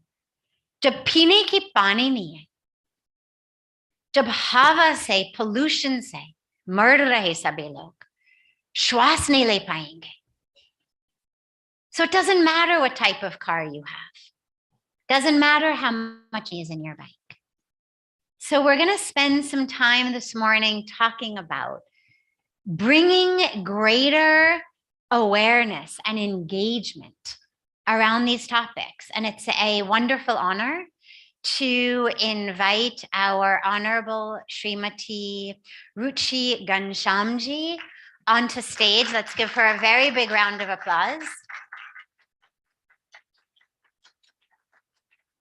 She has served India as the High Commissioner in the United Kingdom. Prior to that, she served as the High Commissioner in South Africa. Prior to that, in Ghana. Basically, you could say ki pura dunia dekh liya. She has seen the world. और अब भारत में वापस आकर और अब काम यही कर रहे हैं to how to raise greater awareness and greater impact around this topic. So since it's just the two of us, we're going to engage in a conversation, and then we're going to engage you in a conversation. So I will make sure that all of my young sisters and brothers pay attention. This session is for you. This is not school. There's not going to be an exam. But your life is the exam. Whether you and your children have air to breathe, water to drink, food you can eat that isn't toxic, those are the results you're going to get. So just as we pay attention to the notifications that our phone gives us, let's take this as a notification from the universe to wake up, to engage. The information is there. Now you need to become inspired to actually innovate and implement what we need to move forward today. So I will begin by asking Ruchiji to share with us her thoughts from having seen the world and what she thinks we can do to better engage, especially the younger generation, to make them engaged, to make them interested, to make them aware. How do we do this? What do you think? Thank you. Thank you so much for this brilliant introduction, Sadhvi Bhagwati Saraswati ji. I think you have really prepared the outline of our discussion in a very, very articulate manner. So much so that I can see some life coming back to this room in the second half of the hall. If that is the case, I think if you all are interested in this session, I think she's already achieved the purpose of this meeting. So thank you, Rajesh ji, Dr. Rajesh, for this wonderful initiative. And I also learned so much from the previous speakers. We had a very good session in the morning where we heard a lot of, they shared a lot of ideas about how this can be done. Sadhvi Bhagwati has really asked us the most important question. And I think if we can find an answer to this question, even if a partial answer, I think we have perhaps achieved a great deal. I won't say we've achieved the purpose, but we have achieved a great deal. We all know that children, as you yourself said, that all we are doing in our lives for our children. So it is to the children that we hear the most. For me, my teacher in sustainability has been my son. As you were talking, I was remembering my son when he was in school, and they had a campaign to say no to plastic bags, and another campaign to say no to crackers. And then they had a field visit to the banks of the Yamuna to see how garbage pollution is ruining the river on which we all are so dependent. So it is from that that I started understanding. Actually, I had not thought of environment until then. And then we were posted to New York. As we reached there, it was the 4th of July. In New York, there is a big fire display on the East River, which is organized by the Macy's departmental store. And because I was posted to the Indian mission to the UN, we had access to the gardens of the UN. We could go and watch the fireworks from there. And I thought it would be really wonderful for the children who were at that stage fairly young to come with us and have this wonderful opportunity. To my surprise, my younger son was not interested. And I had to actually force him, literally force him to come for the fireworks display. When we came back, I asked him, I said, "Are you not happy that you came? It was brilliant. I mean, I've never seen fireworks like this." And his answer stunned me until today. I have not forgotten his answer. He said, "No, to me, it seems that gods were crying because the sky was filled with smoke." And that is where I think the solution, if we want to look for a solution, the solution lies in the children. The awareness, if we can create amongst the children. And today, actually, it is not, as you said, we shouldn't have any need to create awareness. We all realize that if we go out and play, what the pollution is doing to our lungs. We all see the garbage all around us. We all know that the rivers are getting polluted. We don't have clean water to drink. It is not tomorrow. Actually, it was yesterday that our rivers were already polluted. The time for us to be focusing on technology and solutions, that all that is fine. But the time for doing that was day before yesterday. Today, we have to actually start working. And therefore, this summit is really so important in building that awareness. Beautiful. Thank you. Thank you so much. It reminds me actually when I was young, growing up in Los Angeles, and Greenpeace.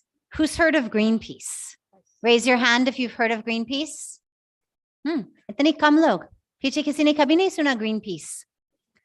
Chalo, anyway, it's a wonderful international environmental organization. And this is going back now, 35-40 saal, when I was young. And at that time, they were having a campaign to save dolphins. Kya hota, all of the fishing boats that go out into the ocean to catch the fish. In America, almost every child for lunch, sadly, what do they eat? Tuna fish sandwiches. It's, for some reason, the standard lunch meal that kids in America tend to eat.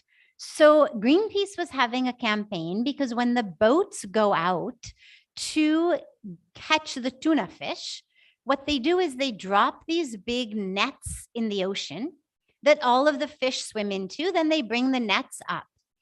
But the nets also capture all of the dolphins because dolphins eat tuna fish. So when they drop the nets to get the tuna fish, it's also capturing and therefore killing the dolphins. So Greenpeace had this huge campaign to basically stop eating tuna fish. I was already a vegetarian at that point, thankfully, but to stop eating tuna fish. But then, of course, the tuna fish industries wanted people to keep eating tuna. So what did they do? They changed their entire way of fishing, and they developed something called dolphin safe tuna. And there was a logo that you would see on these cans of tuna fish that would say dolphin safe. And I remember this from my school days with all of my friends talking over lunch to make sure everyone was eating only dolphin safe tuna. If anyone was eating a can of tuna fish that did not say dolphin safe on it, they were like a social pariah. But nobody could even imagine you were outcast. Oh, no, no. And I mention this because when the youth, and this was pre-social media, there were no mobile phones, there was no Facebook, Twitter, TikTok, nothing like that existed, no Instagram, no email even. Nonetheless, a movement of youth insisting that their parents buy dolphin safe tuna changed the entire way that tuna fish were being fished. So I love what you said about youth run movements and youth run awareness. And this is what we need from all of you. You're the ones who are going to make the change. And I guess the question then that we need to look at is, what do you see the challenges of that are when we've got a country, especially in India, that's 65% youth, and the youth are the ones who are really active and engaged? What are the challenges in making this an impactful and successful social movement? Thank you. I think if the first question was the most important question, this is probably the crux of the matter. Now, how to make this into a successful, socially relevant movement. I think one of the reasons that was actually, you yourself said it, that if trees were, we would be planting trees everywhere. We are not concerned about the oxygen, but we are concerned about Wi-Fi. I think there's a line of a song which I was remembering in the car when I was driving for this morning's session. And the song was, Kal kya hoga kisko khabar, kal kya hoga kisko pata, abhi zindagi ka le lo maza. So you don't know what will happen tomorrow. Let's enjoy the moment that's in front of us. I think this innate selfishness of the human being, that we just want to enjoy this particular moment. I want to enjoy this particular moment. I want to gratify whatever it is that takes my fancy for at this particular time. And what happens tomorrow, we'll see tomorrow. When tomorrow jab kal aayega to dekhenge uske baad. Aaj kha lo, kal dekhenge. I think this is the challenge. You clean your house and you throw the garbage outside your neighbor's house. Your house is clean. But as I said earlier, the time for us to be postponing is gone now. Now we cannot postpone it anymore. So we have to do it today. And that's why it's very important to engage the youth, but also the leadership, and I think the community of religious leaders, because they have an enormous role and respect in society.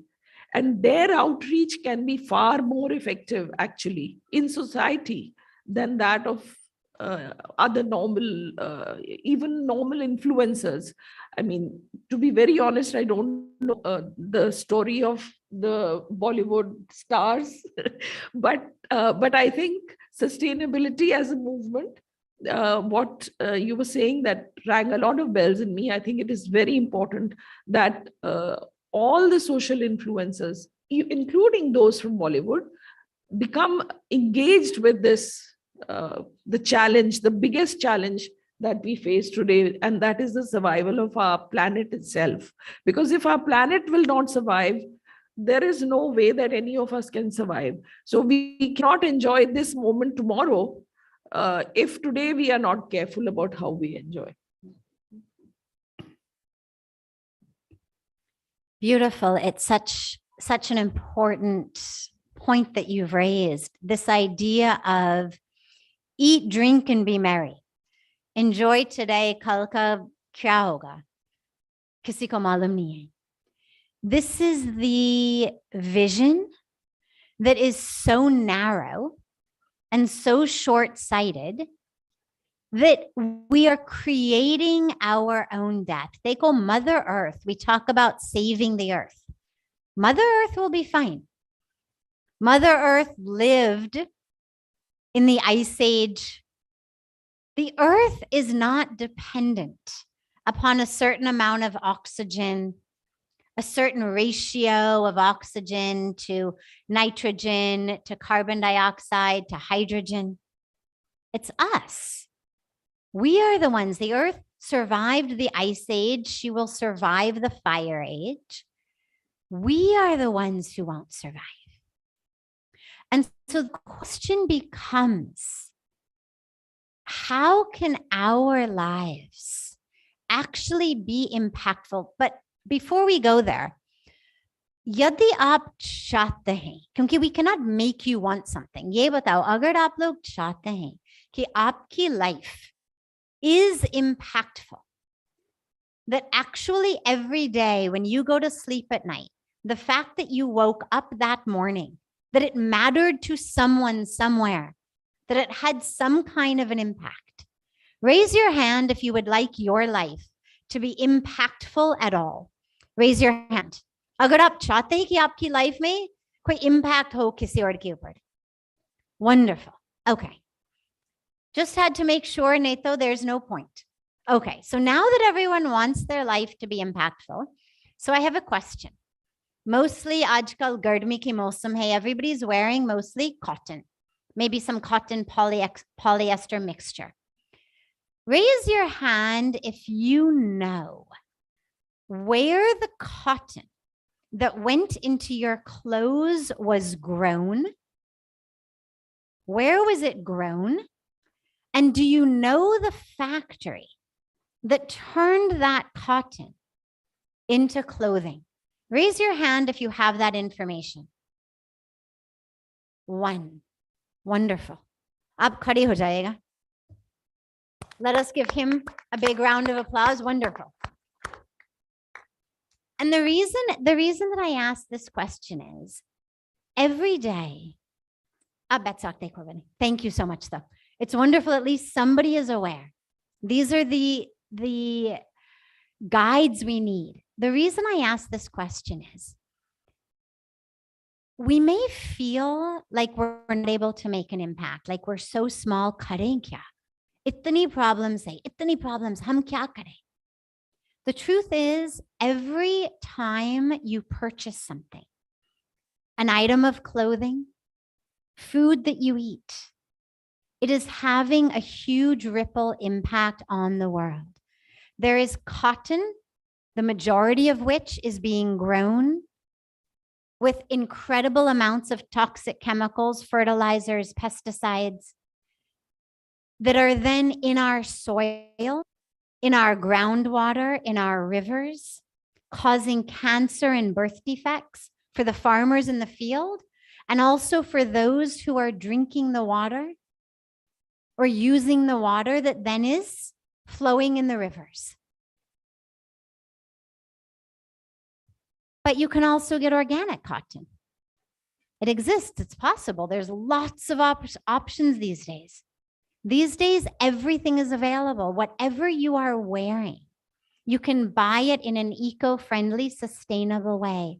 The food you eat, you can buy it organic. If it's not organic, you can be sure that the pesticides, the fertilizers in your fruit, in your vegetables, in your grain, not only are horrible for you, but are polluting the soil, the groundwater, the water, and are turning the little amount of water we have left into something that brings sickness and death rather than health and life. Acha, raise your hand if you eat chocolate or drink coffee. One, do you eat chocolate or do you drink coffee? Raise your hand. Now raise your hand if you make sure that you eat or drink only organic, fair trade coffee or chocolate. Although I can raise my hand. I say this because chocolate and coffee industries are ones that are notoriously horrible for the environment when they are done the normal way. But these days, there are so many possibilities of organic. And what fair trade means is it means that no women or children are working in sweatshops, that there's no child labor, that the environment is not being harmed, that whatever factories are ultimately turning, cacao beans into a chocolate bar, that their waste is not going into the ground, into the air, into the water. So these days, you've got the power to vote with your money. Everything you eat, everything you wear, everything you buy. Be conscious. Be conscious consumers. I want to turn for a moment to all of you in the audience and to see whether anyone has a question, especially the youth, but not only the youth. If you've got any questions for how you can be greater agents of change, or how you can bring about this movement, or any questions that you have about this topic, Ruchi ji has lovingly agreed that we will take a few minutes and turn, rather than just me asking the questions, that we will turn to you and see if any of you have any questions. If you do, just raise your hand. Yes.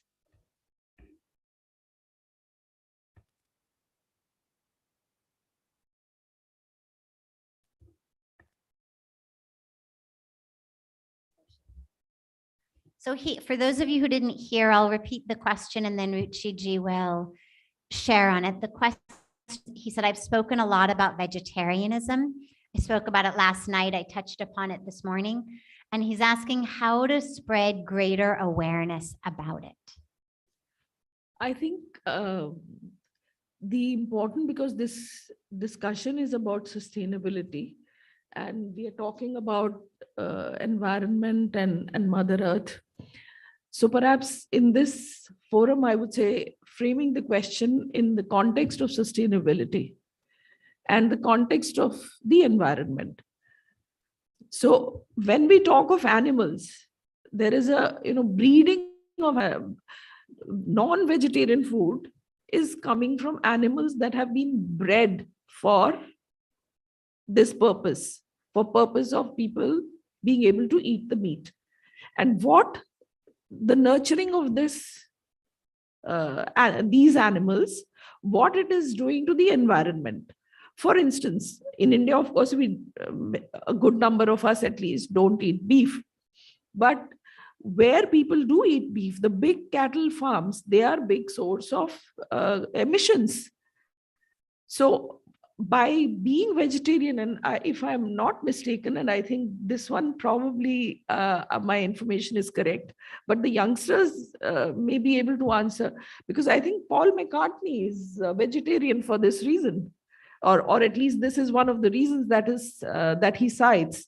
Paul McCartney of the Beatles. I don't know how many of you are interested in the music of the Beatles, but again, it's my generation, not yours.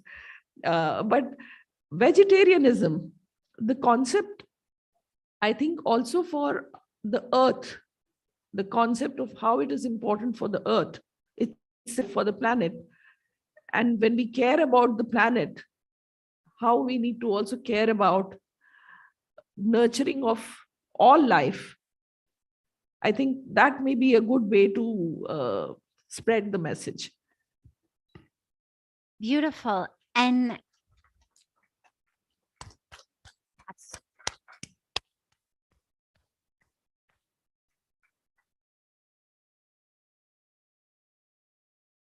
I have a question about that for everyone. Is there anyone here who, if you saw a child on the side of the road, a hungry child on the side of the road, with a piece of stale bread in his hand or her hands, is there anyone who would take that bread out of the hands of the child? You would take food out of the hands of a child who was hungry? Oh, to give them something better. Yes, of course. Wonderful. Imagine you had nothing better to give them. Would you just take the bread out of their hands so that you could eat it instead of having them eat it and let them go hungry? Is there anyone who would let that child go hungry so that you could have their bread instead? Now, every single time that you eat beef or chicken, either way, that's exactly what you are doing. And this is where the aspect of vegetarianism is something that is so crucial to my heart and something I'm so passionate about.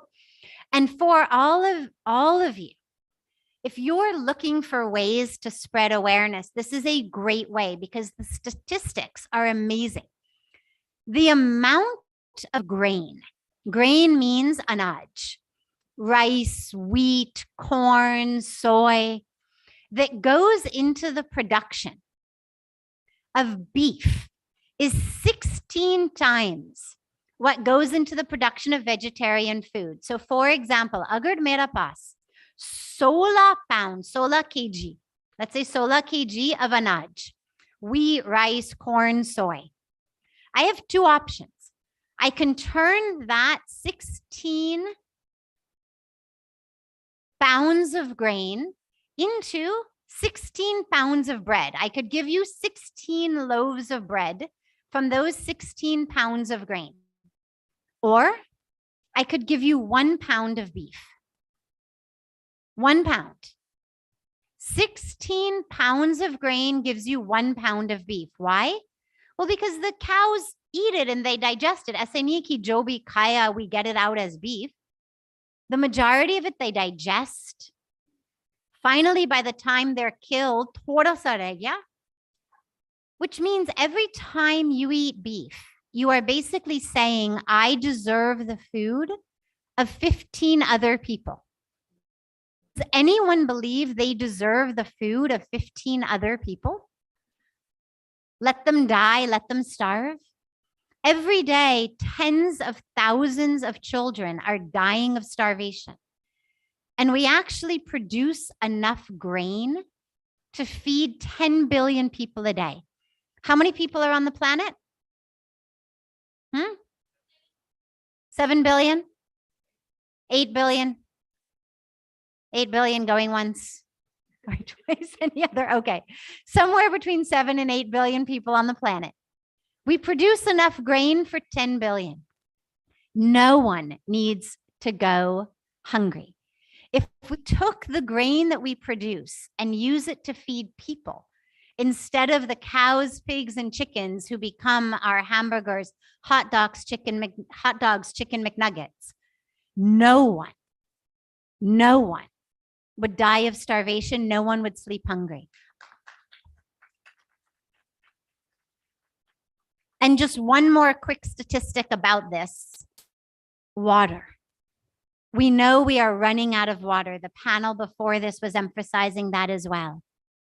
The amount of water that goes into the production of one meal of hamburgers. You sit down with a couple of friends for burgers. That amount of water is what you use in bathing for 6 months. अगर आप रोज नहाते हैं हाथ खड़े कर दो, रोज नहाने वाले लोग हाथ खड़े कर दो, ठीक है. अच्छा, if you bathe from a shower head, that water comes down on you, not just from a bucket, but from a shower head where water comes down, raise your hand. Okay. If you bathe 8 minutes a day from a shower that pours on you, in 6 months, you will use the amount of water that goes into the production of one meal of hamburgers, which means every time you eat hamburgers, क्या आप तैयार है कि 6 महीने तक मैं नहीं नहाऊंगा या नहीं नहाऊंगी? If you are not prepared to not bathe for 6 months, in good conscience, you cannot eat that meat. Chicken is about 1/3. So for chicken, 2 महीने तक आपको नहीं नहाना है. ये सोचिएगा, जब भी आप चिकन खाएंगे, इसका मतलब है कि अब 2 महीने तक मैं नहीं नहाऊंगी. Or you are saying, I don't care about water.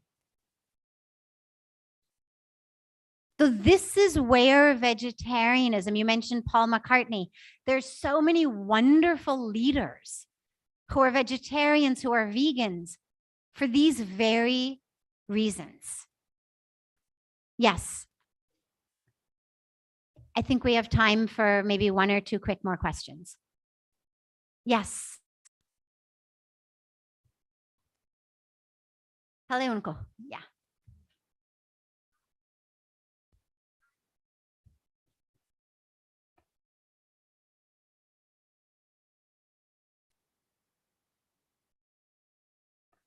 So she's asked, as a student, what steps can we take to impact other students? I think the revolution begins with oneself. So if we practice it, then only we can preach it. So that's the most important thing.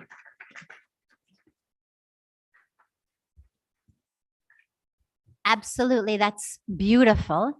And I would just add one thing, which is these days you have the power of social media as well. So we have 2 ways to impact. The first and most important, as Ruchiji said, is ourselves. We have to walk the talk. Everybody knows कि अगर मैंने एक चीज Instagram पे post किया, but जितने लोग मेरे से जानते हैं, they know कि that is not true. That is not how I live, then he's going to follow me. Nobody's going to have any respect. People know ki she lives one way and then she just posts another way. So first we have to actually live it, but then also share it. You people are the ones these days knowing how to use your phones as instruments of impact. Make TikTok videos, Instagram reels of yourself choosing what you're going to eat. Literally sitting in a restaurant. One option here is chicken or beef. One option here is vegetarian food. In 60 seconds, exactly, in 60 seconds, tell all of your followers what the impact of the water, of the grain is. I mean, you'll think of these things much better than I will. But use the power of social media to amplify the way you are living. Yes, other questions?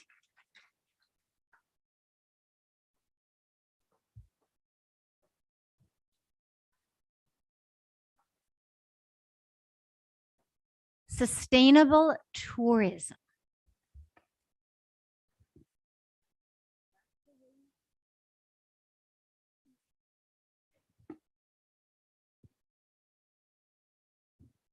Yeah, now it's on.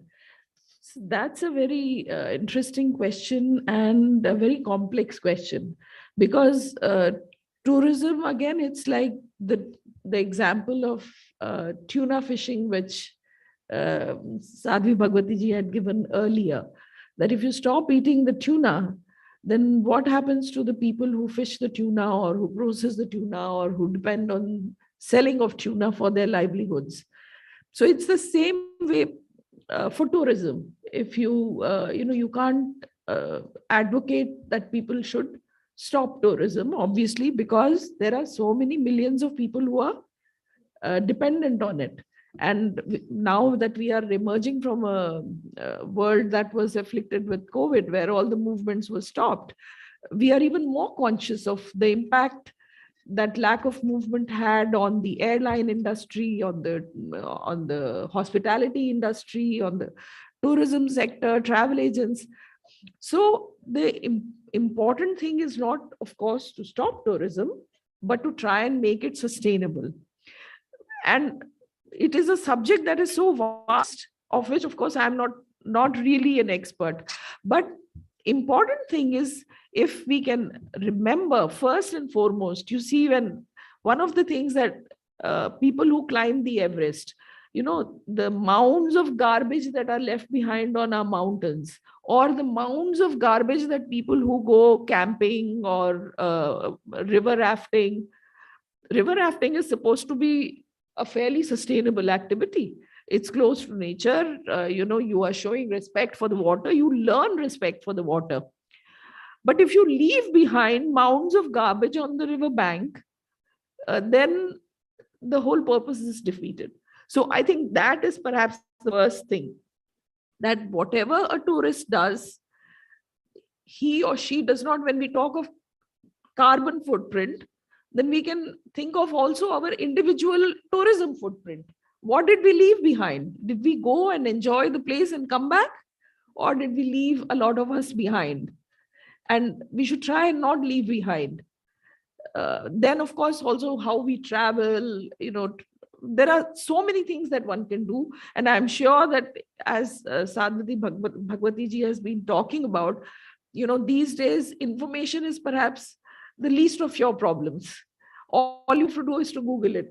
But important thing is to be able to implement it. We know what we have to do. The problem is that we don't do it.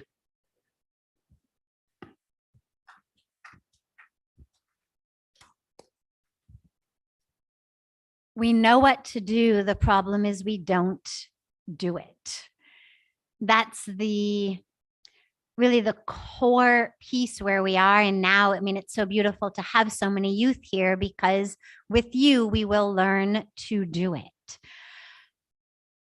I just would add, when you're traveling, when you're planning to go somewhere, remember that the point of travel and tourism is we should be changed, not that we should change the place we've gone. When we go and we leave trash and we pollute the environment, or we, engage in bargaining, hardcore bargaining with impoverished local villagers just because we like the game of it, we are leaving a negative impact on a place we went for us to be transformed. So whenever you're going to go somewhere, जाने से पहले स्वयं से पूछो मैं क्यों जा रही हूँ? उनको change करने के लिए या खुद को transform करने के लिए? Travel is that which changes us. So just make sure when you go somewhere that you're not changing where you've gone, but that you are allowing yourself to be changed from what you've seen.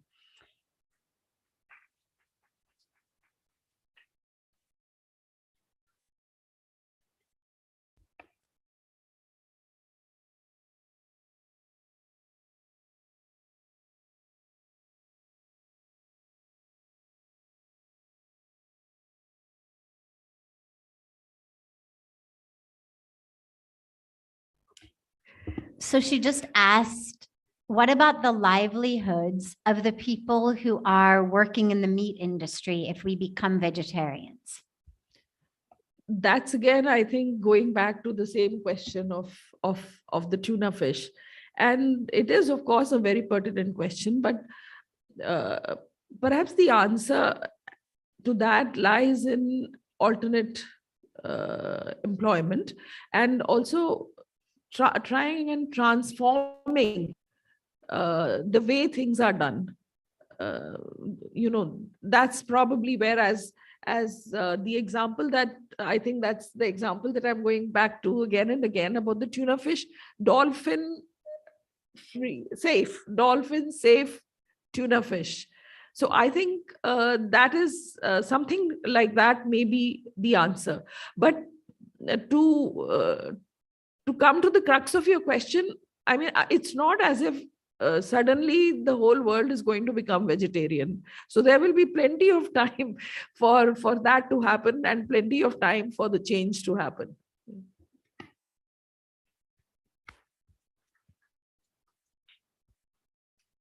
Also, we have to remember that just because something generates business, it doesn't mean that it's something we need to continue. Terrorism is a great business. War is a great business. Should we continue? I mean, could you say, well, though, how are we going to stop? Why should we stop this war? It's great for business. So as a society, we need to ask ourselves, what sacrifices are we prepared to make? What are we not prepared to make? And of course, people need to have livelihoods, but this is where, as a society, we come forward and we come together. People who are currently working in the meat industry, well, when people become more vegetarian, there's going to be a lot more business opportunities in the vegetarian business. People who are, for example, working in beef industry and they've got cows. Well, there's a lot of wonderful ways in business to use cows that are not killing them and turning them into beef. Gomutra, cow urine, is one of the most fantastic all natural antiseptics. I mean, it's a great floor cleaner, counter cleaner. You can use it where we use phenol that's toxic. You can actually use gomutra as an antibacterial, antiseptic. It's a wonderful, wonderful property. Gobar. Gobar is wonderful. At Parmarth Nikathan, instead of using wood in any of our fires and our yagna ceremonies, we use cow patties. So there's actually business, even if you find yourself sitting there with 100 cows and suddenly, by God's grace, the world became vegetarian and you couldn't sell beef, you still could make a living. Yes. Yesterday, I gave 3 C's to the youth. I said, you need to be connected spiritually, culturally, to your roots, to your heritage. And that connection gives you courage to take bold steps, find new solutions, and it gives you creativity to really figure out what are the solutions the world today needs. And this is the type of creative thinking that the youth, this is why you are all here, for your courageous and creative hearts and minds to be ignited and inspired to come up with creative solutions. We are not going to move forward in a sustainable way by doing what we've been doing.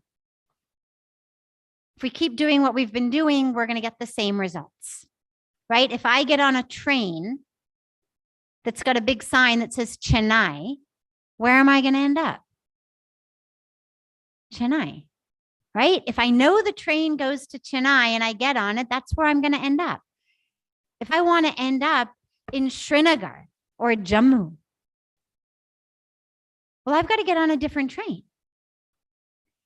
We know where the train of unsustainable living takes us. It's brought us to exactly where we are today, with species going extinct at terrifying rates, our water disappearing, our planet heating up, ice caps are melting at terrifying rates, the air is unbreathable.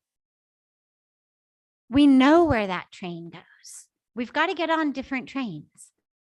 And it's you, the youth, who are going to be the conductors of those trains. taking them and taking everyone into brand new directions. So we'll take one last. So we'll take, here's what we're going to do. I'm going to listen to a couple quick questions and then ask Ruchiji to try to answer all of them in one succinct answer. So the two women in the back and then you and yeah. Yes. Okay.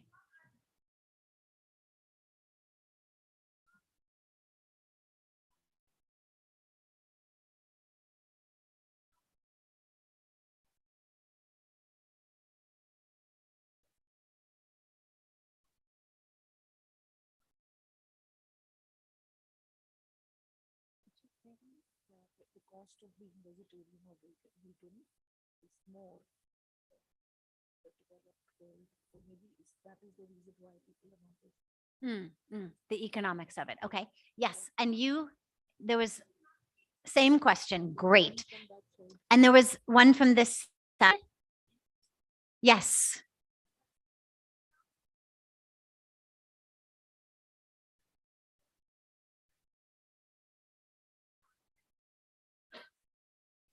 Can you repeat your question, sweetheart?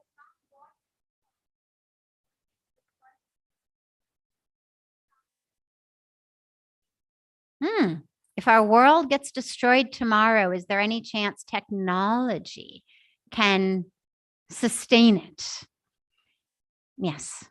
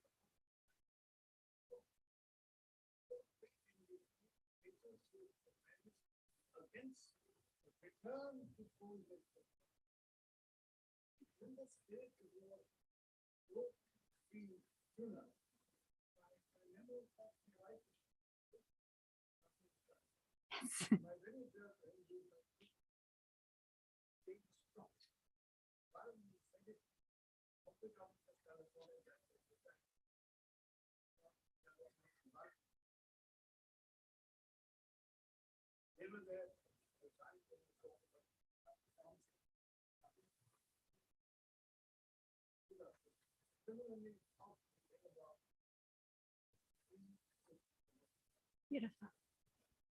So I'm going to ask one last in the back and then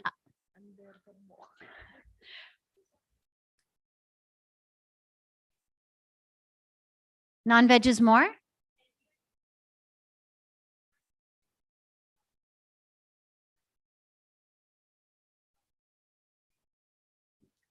Okay, so the health effects of, we've got the economics and the health of veg, non-veg. Yes.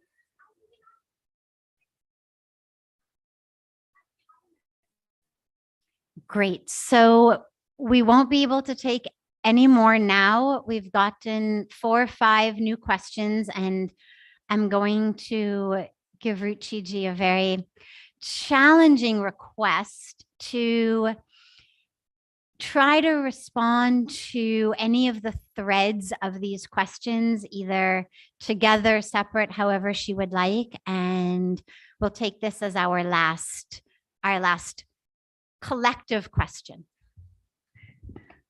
Thank you so much. I think perhaps the first response that I would like to give is that the answer to the questions was also inherent in the questions themselves.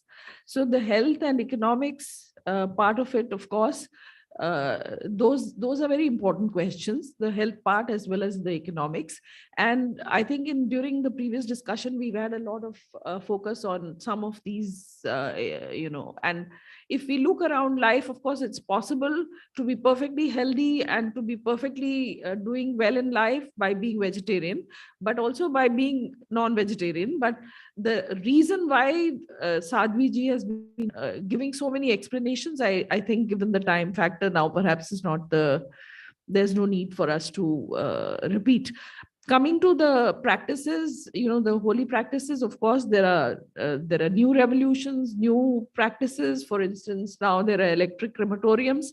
But I think creating awareness and following what one wants others to follow, that's probably a good start in my, I mean, as it's said, Gandhiji said, be the change you want to see in the world. So if you change yourself, I think you are the best example. And then, as Sadhviji said, use the social media. Coming to, the energy, I think the answer was probably in the first presentation.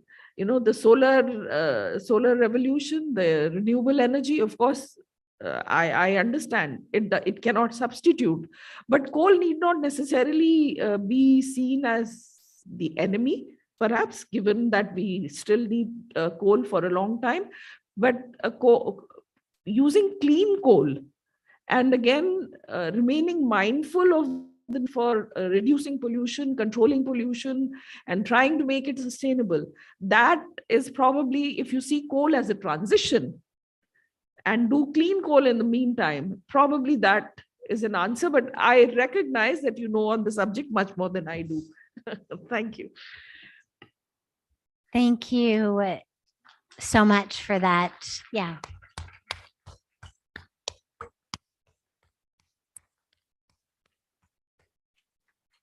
It was a beautiful weaving together of points of those questions. I would leave you with just one thought. First of all, with all these questions on vegetarianism, there isn't time now to go into them, but what I could tell you is it is one of the subjects I am most passionate about. And online, on my YouTube, on Facebook, there's dozens and dozens of videos that I've done on these topics about the economics, the health, the environment of what we eat, what we wear, what we buy. So you'll be able to get all of those answers. They already exist online. And maybe next time we'll have another session just on that.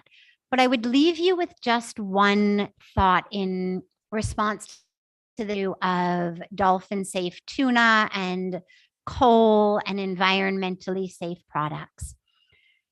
Economically, we talk about a law of supply and demand. Whatever there is demand for, there will be a supply. The more demand, the more supply.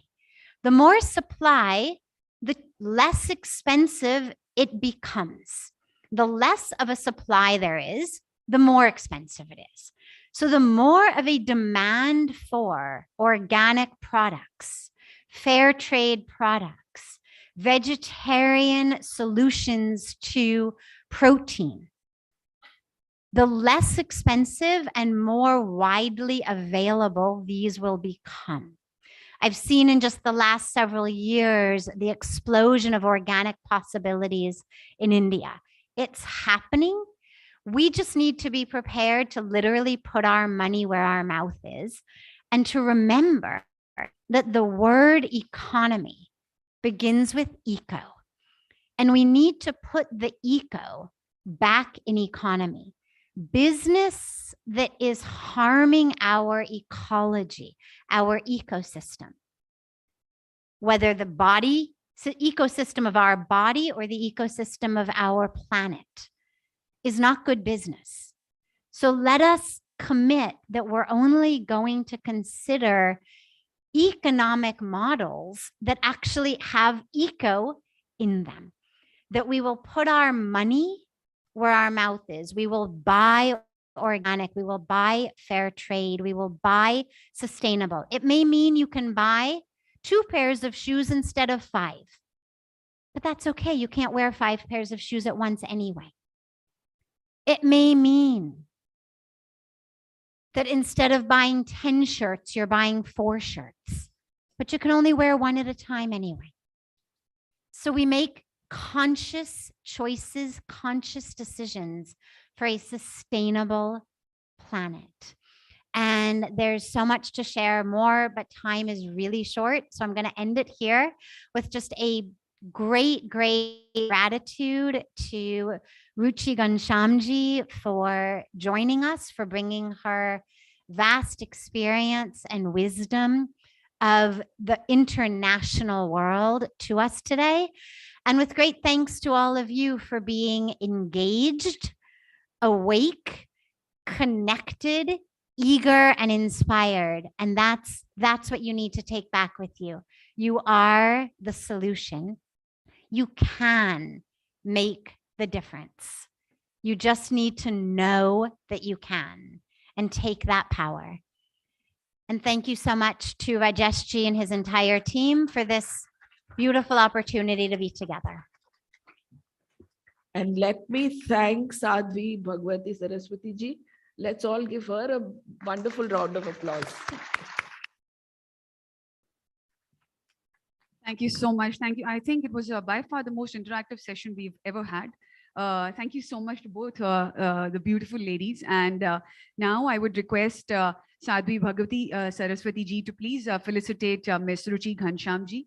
Can I have the plant, the Rudraksh plant, and the stole, please?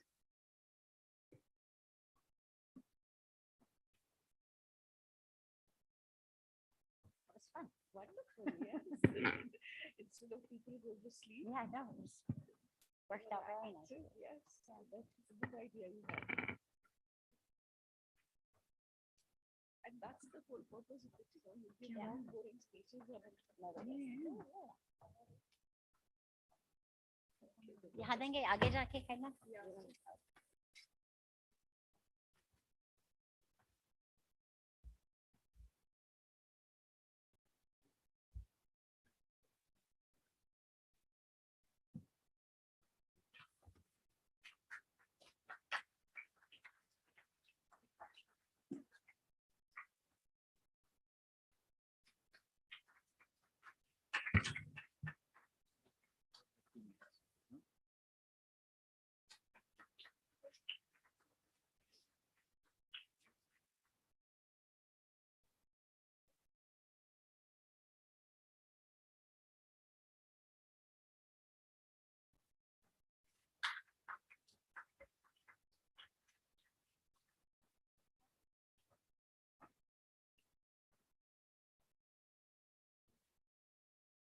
Thank you so much. Thank you to both of you wonderful ladies. Can I have one more time a huge round of applause for them? They indeed lit up the atmosphere in this room. Proceeding ahead, session number 9. We have the topic would be the role of government initiatives in climate actions and its impact. It would be a 30 minutes session due to time constraints, and I would like to call on Tanmoy Chakrabarti ji, Group Government Affairs Officer, as a moderator. Can I have you on the stage, sir?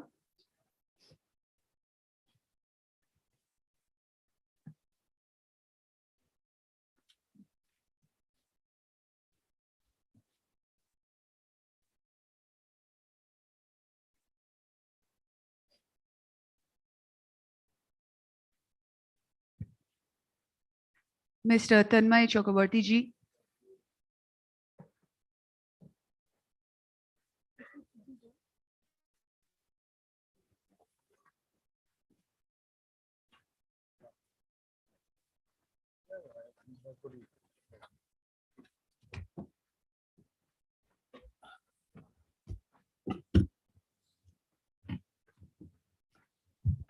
Good morning again. It's a very difficult act to follow after what we learned so much of wisdom from Sadhvi ji and from Ruchi Ghanshyam ji. I would like to invite on stage my very dear colleague of 14 years, Dinanath Kholkar. He has traveled all the way from Pune to Delhi.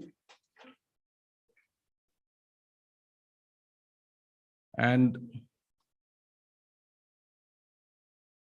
to deliberate on the very important topic of the role of government in direct action to fight climate change. Welcome, Dina. It's just the two of us in this panel. It's a truncated 30-minute panel. Of course, Dina will do most of the talking and share his insights on what he believes are some of the very relevant and direct actions that the citizens expect from governments around the world to take action on the phenomenon and the reality of climate change. If you look at the post-pandemic world, which is really the new world, because everything changed after the pandemic, clearly the realization is dawning on all of us about how we live in cities which have rivers that need to be cleaned, how we live in cities that have very limited roads for cars and buses to ply, and therefore we are spending most of our time in traffic jams. We are living in cities where we are always looking at our mobile phones and looking at the air quality index of today and the air that we are breathing. So these are some of the areas of direct action that I think are required. I mean, I remember somebody from Toronto the other day was talking to me and said, look, you know, our air quality index has gone to 21 and everybody here is worried about it. So I said that if you are worried at 21, we in Delhi are at 279. So that's the kind of alarm that I think we should all be ringing the bells, or what is the environment that we have built for ourselves. We have a waterfront in the city of Delhi, which we can't go to anywhere close by because of the stench, because of the chemicals in the water, because there is no waterfront in the city of Delhi. Therefore, there is definitely a direct action that is warranted from government in fixing some of these problems, though it is equally the responsibility of all of us citizens to participate in that process of transformation and change. So I think with these words, we have come to hear Dina. Dina brings a whole global perspective of the work that he does at TCS, extremely innovative and pioneering work that he's doing in artificial intelligence analytics, and he represents TCS globally, worldwide in this area. And we would look forward to hearing from him about his perspectives on what he believes are some of the interventions and direct actions that are expected and warranted from government in the process of the phenomenon of climate change. So over to you, Dina, the floor is yours. Thank you, Tanmayda, and thank you for having me here for this wonderful summit. I think few things I would like to reflect upon before I share my thoughts. And I will start off with the first session that you heard, Dr. Mashelkar. And I am very fortunate to have him in the same city where I live. And I remember about 4 years back, I had gone to meet Dr. Mashelkar, and I generally discuss with him about what is the difference technology is making, what are the type of impact digital technology is making. And we talked about the topic of digital literacy. And Dr. Mashelkar just picked up a bottle of water, which was on the table. And he said, Dina, while we talk about digital literacy, are you sure that you are good on climate literacy? So very thought-provoking question. And coming from Dr. Mashelkar, I said, it's a good topic. Let's discuss about it. And then we discussed about this bottle of water. It was pretty much similar size bottle. And he says, how much of waste do we generate with these bottles? What is the type of impact do we make by just drinking water from this bottle? How much impact do we make to the climate? Since then, I have been carrying a bottle of water with me every time I go, wherever I go. I don't drink from plastic bottles. Even if it means that I have to stay thirsty, I'll go out and find a water fountain, fill up my bottle and drink from there. So very important aspect, when the title of the topic, this particular session came up, my team actually asked me, are you sure you want to do this session? It is all about the role of government. And are you really going to talk about what government should be doing? And I said, who is the government? We actually elect the government. We actually know about what's happening, what are the things that the government is doing. And it's very important for us to participate into each and every activity that the government is doing. And for doing that, we need to be aware of what the government is doing. And you've heard a lot of things today throughout the day about what are the interesting things that the government has initiated.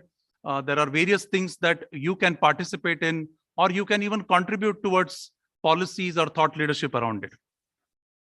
Let me share you something very interesting. And somebody asked some relevant questions. On last Friday, I actually visited a place called 14 Trees. And for those youngsters, you may want to check out 14 Trees. It is 14trees.org. It's a very interesting project. It is being done just north of Pune, on the way to Nasik, at a village called Vetale. And it is on a hilltop. That area used to be completely green. It used to be part of Bhimashankar, which is one of the well-known forest areas of that region. And if you go around any place around a city, you will find many such places which have become very barren. And this place was not at all barren about 50 years back. This place has been made barren because of the needs of the city of Pune. Why has that happened? Because as the demand of milk increased in the city of Pune, the agriculture land or forest land started getting depleted, and they cut the forest land to graze their animals. And over 50 years, this land, and this friend of mine, Praveen Bhagwat, who runs this foundation called 14 Trees, has actually taken up a mission to convert 200 acres of land into forest land. It's an amazing work. He's been at it for about 8 years. First 3 years were spent only in getting water table increase, only in collecting rainwater. The last 6 or 7 years, he has been very successful in converting a part of his land into forest. And it's an amazing thing. So somebody asked about ecotourism. There are many pockets of excellence like these, which you can visit. It's a day trip. And we would be happy to reach out to Praveen. He looks for a good amount of volunteers who can participate and who can make things happen in such projects.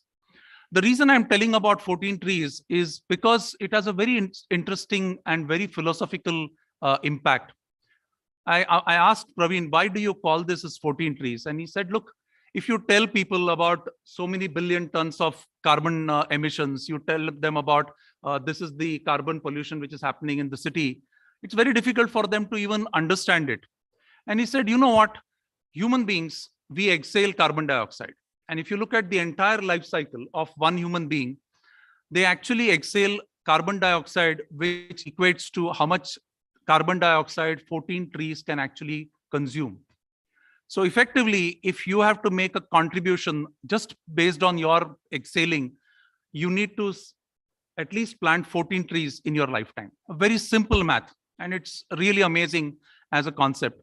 And I tell these stories to people because I feel that we as citizens should not always depend and say that government will do things. We have to participate into making policies, into making initiatives which will make a difference. Linking back to the climate literacy part of what Dr. Mashelkar had told, and the bottom story that I tell people was the story of my electric vehicle. I started using electric vehicle almost 18 months back when Tata Nexon came into the market. And I started using it. It was the lockdown. When I started using it, I realized that I was actually consuming electricity which was given by the grid, which was using fossil fuels. So it just didn't make sense. I was using an electric vehicle and consuming electricity which was being generated using fossil fuels. So my next project was to actually install a solar panel or a solar energy setup in my home and ensure that whatever consumption I have on the car, at least is being done using solar energy. So various steps which are there, and it is very important to appreciate these type of small steps which can be taken, which can then prompt the government to take certain very decisive steps as far as we are concerned. So let me just give a few points, Tanmayda, for your and the benefit of the audience, just to give a sense of the magnitude of the problem. You know, India ranks the 7th most vulnerable country. We have an aspiration of being a $5 trillion economy. But if we are 7th most vulnerable because of climate risk, the people who would be investing in our country will shy away from making those investments. Just think of a very large conglomerate wanting to invest in India, and they feel that they are very high at risk on this country. They will think twice before they make that investment. So government has to do certain things about it. So government has to decide on designing, prioritizing, and implementing long-term policies, not just specific to climate action, but in tandem with national development and other public investments. So very important aspect. And these policies basis overall national and international data that is available. And, you know, as Tanmayda said, this is my area of expertise, and many of you might be aware that the government actually has access to the largest amount of data, you know, and we have been working with the government to look at open data, artificial intelligence, and various other things which they can make use and provide it to all of the youngsters who are potentially wanting to use technology. Also, we should look at government playing a role in the ecosystem services and public utilities, you know, especially around water, energy, coastlines, and things like that. And also important aspect, you know, especially since I come from the industry and from businesses, government should play a role in setting performance standards to establish codes for the businesses. So many businesses have set for themselves a carbon neutral agenda and various other things, but government should set that benchmark, saying that these industries should get to that carbon neutral agenda by a particular time period. The various things which I feel the government has done amazing right since the time you know, we started off on the agenda almost 15 years back, and I think over a period of time we have done some amazing things, especially to look at the renewable energy dimension. Take a look at the example that Dr. Mashelkar gave on LEDs. It's a case study. You know, when I meet many of our global customers, especially in the utilities industries, we had a big issue about supply as far as energy was concerned. We did not necessarily generate more, we actually consumed less. And it's a very good example of how we can think differently. The bulb, the LED bulb, and I'm sure many of you bought LED bulbs or are buying LED bulbs. When they actually came into the market for the first time, I remember they used to cost about 300 to 500 rupees per bulb. The demand of LED bulbs increased so much, and the type of production that gave the government actually enabled in a significant way to bring down the price of that LED, create very unique models to actually incentivize people to go and switch to LEDs. So some of those examples are very good ones which are there. There is a whole lot of missions that the government has created. There is a national water mission. There is a national mission for Green India, sustainable habitat, and things like that. It's very important for the youngsters to be aware that there are these missions which are there. And especially if you are interested in pursuing careers in this, there could be opportunities for you to create startups. Similarly, there is a wind energy mission. There is a national mission for strategic knowledge for climate change. And there is, you know, there are a lot of things which are being talked about. You know, people are critical about what the government is doing and things like that. But I've been very, very encouraged with the positive results that we are seeing. We had put a very ambitious goal on renewable energies, and you know, we achieved a goal even ahead of schedule. And you know, Dr. Mashelkar said that he's very proud that we can very clearly stand up in front of an international audience and saying that this is what India is doing, and this is the type of impact India is able to make. There are a few other things which I want to call about, and these are things which and I have been experiencing in the city of Pune. And many of you probably would realize that you know, it is not about just the government doing things, or you know, some agencies or some NGOs or some specialized organizations taking this initiative. It has to be a collective initiative. And the city of Pune, where I come from, we have a think tank which is called as Pune International Center. And Pune International Center has a group of people who have come up with a carbon neutral agenda for the city of Pune. And many of us have contributed towards it, towards building up that policy. And I would encourage you to visit the Pune International Center site and look at the Pune carbon neutral agenda by 2030. And many of us feel that it is not that we come up with a policy and leave it over there. We have the Pune Municipal Corporation, we have our local Rajya Sabha MP, we have various other institutions, including TCS, who is contributing towards making a difference and executing on that policy paper we have put up. There is Climate Collective Pune, which is a setup which has been created to create a collaborative environment where people can actually participate and take a look at issues which people can actually address. So one of the things which we did to address this specific agenda of the Pune's carbon neutral, TCS has a platform called Sustainathon. TCS Sustainathon was launched first in Singapore, and we said, why not launch it in India as well? There is a lot of demand, and I very regularly interact with engineering students through the volunteering that I do at IEEE. And a few of the students said, we've heard about what it with Sustainathon in Singapore. Can you do it in Pune as well? And last August, I got Dr. Mashelkar to inaugurate the TCS Sustainathon Pune event. And we took up the theme of waste management. And there was amazing participation. There were about 3,500 students from schools, from colleges, from engineering colleges participate with their ideas. And very interestingly, the people who are actually sponsoring the problems were from the government. We had the Pune Municipal Corporation, we had various other bodies which were actually involved in waste management, which were saying that, look, these are our problems. We need bright ideas to solve these problems. And we had the Rajya Sabha MP, Vandana Chauhan, we had the Pune University Vice Chancellor, Dr. Karmalkar. They all supported us in this entire effort. And we had some amazing, ideas. And now, we are in the process of actually implementing some of those ideas. So there are these initiatives which are being done very locally. I would encourage the government to look at these type of initiatives which are created by corporates, by local bodies, and provide them the support, provide them that type of an encouragement, amplify those, and also look at replicating. If some pocket of excellence has done something, how can a TCS Sustainathon, for example, become a national level ideation for sustainability related initiatives? There are a couple of other areas where we have been very actively involved in the city of Pune.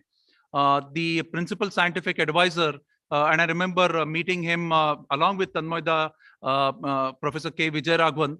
And at that time, we were actually making a campaign with him and doing a proposition for setting up a Pune Knowledge Cluster, which was primarily focused on looking at solving Pune's problems by Pune people with local ideas and with the support in a collaborative manner. And Pune Knowledge Cluster is now a very, very active initiative, a very vibrant setup. We're looking at problems of the city of Pune. We're looking at green tree cover. One of our former colleagues, Anita Kane, who also served as the city data officer for the city of Pune, she actually is leading this initiative on the green cover for the city of Pune. And many of us are looking at various ways by increasing the green cover. There is a lot of data which is being collected on tree census, and good amount of opportunities for computer science folks to actually use computer vision. And Dr. Rai talked about it at length on using AI, computer vision, satellite imagery. We can actually play a very crucial role in looking at green cover and monitoring that and helping that in a big way. There is also, the Pune Metro, which is coming up, and we have Rashmi Udose, who is the ARI, former ARI director, who is looking at the last mile connectivity. Because if you are staying in a metro like Pune, which doesn't have public transport, most of us have our own vehicles. And when we look at the last mile connectivity from our homes to the metro station, how would you actually ensure that you are using green mobility or mobility which doesn't have any emissions as such? And what are the different ways by which we can actually solve that those type of issues? So there are various things which I wanted to share primarily based on my own experiences in the city of Pune. Also, some of the things that I have been very closely working with the government. And the most important thing I want to leave you with is that it is our government. And I would say that the young generation, especially those who are getting into the category of being eligible for voting, should select those people as your representatives who have a very deep concern for climate crisis and who will take your agenda forward. And you can reach out to them and say, look, here are the things I want to do for our constituency. And I think that's a very important aspect. And it will precipitate to ensure that each of these elected representatives will get into details around what are the things which are being done. And I'm sure many of you attended the session by our Honorable Minister, Nitin Gadkari ji, and I had the fortune to meet him end of December. And he talked at length on the hydrogen cells and the different energy mechanisms which are available to run vehicles. And I know that he himself used one of those vehicles coming into the last session. So we need leaders like those who actually make a big impact and create that message to the larger audience. And we need to ensure that we are looking up to those leaders who will make a difference, who will be very much concerned about the crisis that we are faced with. The other thing, last point I want to look at is that, while we always talk about what we should do to prevent the carbon emissions and various other things which are there, we are faced with a climate crisis. So we cannot run away from it. We have to face that crisis. So what happens when there is flooding suddenly? How do you handle that? How do we have different mechanisms to take care of the disasters which happen? How do you use technology very effectively to address it? How do you increase healthcare in some of those areas? So I feel that while we look at avoiding the eventuality which is in front of us, the climate crisis is right here in front of us. Many of the farmers suffer. And I've been working very closely with the farming belt in the Marathwada region, and we've been doing some very interesting projects. The crop cycles, there is the crop cycle which ends during Dashera. There is a crop cycle which ends during the Baisakhi time window. There's a small window which is in between these two, which actually gives some breathing time for the farmer. Cycle is reducing quite significantly, and that is because of the variations and the type of climate disruptions that we are seeing. So how do you help the farmers? How do you actually help them with newer technologies to address that type of a situation? And there are some very good practices. I've been tracking some of the things that Israel does, some of the things that Spain does. One of the largest exporters of food is Netherlands, and they are faced with a lot of rainfall, and they have come up with various interesting mechanisms to actually address this. So what I would say is that the government should also look at creating innovative ways by which we can let the farmers take those challenges head on, at least till the time that we are able to address the climate crisis. There is an opportunity for the nation to actually look at innovation and different ways. And I'm very much encouraged with the initiatives that the government has created on different areas, and including agriculture, healthcare, and other areas. And they're giving a lot of opportunities to startups to come up with various new ideas. I feel that many of the startups should focus on looking at what are the problems which are there today to address, and also helping the government in addressing the current challenge that we are faced with. And I'm sure that it is the heat waves that we have is a very significant impact. Thankfully, we don't have natural forest fires which are impacting, say, California or the Amazon or the Australian belt, but we are man-made fires, and that's impacting us in a big way. There are various other things which we are seeing in different cities. There is a huge deluge of water which you'll suddenly see during the rains. And there are various things which are required to be done. We need to participate in getting the governments to prioritize that.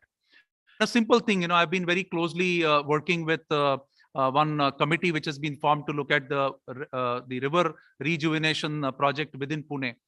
But one of the problems which is there is that the level of the river bed has actually got, it has become very shallow. And as a result of which, when there is a huge flood, the water actually goes to the banks and it actually impacts. So prioritizing and helping the government with data, with advanced analytics and with AI to make the right decisions is a very good opportunity for youth, especially those people who are there to talk about. And somebody asked the question about what if the earth gets destroyed or there is a calamity which comes in. And I remember somebody asking me this question, what if there is no power tomorrow? Okay, and how will you survive? And you are so clearly dependent on everything that you do on power. What would you do?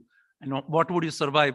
And these are things which is the points that youth should think about and look at giving good amount of data points for the policymakers and the decision makers in this entire journey. So with that, Tanmeda, I will conclude with the fact that the government is doing amazing work. I want to ensure that we appreciate the good work that is being done by the government, but the government is requiring a lot of support, and young minds, bright minds who can contribute with their ideas can make a very big difference. And the government, as I have seen and experienced, is very open to your ideas and your contributions. Thank you very much, Dina. I think that was a very consolidated list of suggestions that you made, and the fact that you brought out the biggest takeaway from your speech today was the realization that it is our government. We are as much a part of it as much as the officials that we represent, who represent us in government. So to be able to move positively in the area of climate change, there has to be a consolidated participation of all of us as citizens, and especially the young generation. For example, I'm looking at a lot of school students here in the audience. Maybe the teachers should organize once a week volunteering, taking sections of students out in the vicinity of the school and going about doing a mass cleaning campaign or a mass whitewashing of walls campaign, or looking at the curbs or the green patches or the footpaths preservation or planting of trees campaign down a stretch of the road. There are many initiatives that can actually be taken by the real youth force that we have, and put all the energies towards constructive outcomes that all collectively go to help beautify, sustain, and breathe life into our cities where we live. Because with all these initiatives that we take, we are going to help ourselves as well, because it's going to pay back in terms of a much more cleaner, neater environment in which we live. So just a food for thought for especially the teachers and the students who are amongst the audience today, that you should embark upon maybe a weekly or a once in 15 days volunteering day, where you allocate 1 or 2 subject sessions of your school time, take time out and go about and clean and make an impact in the environment that you study in, or you stay in, for example. Just a thought. So I think government is our government. There is that much that the government singly can do. The task on hand is humongous, and therefore it requires a collective effort from all of us as citizens. Unless we get conscious that what is the environment that we are leaving for the future generation, and the future generation, which is the students yourselves, you realize that what is the environment that we wish to stay in, to live in. Unless that realization comes, change will follow once there is that realization that there is something that we need to do in our own small ways. And when we put all of them together, it's like little drops make an ocean, and it is bound to make an impact. So thank you once again, Dina. I see a hand here.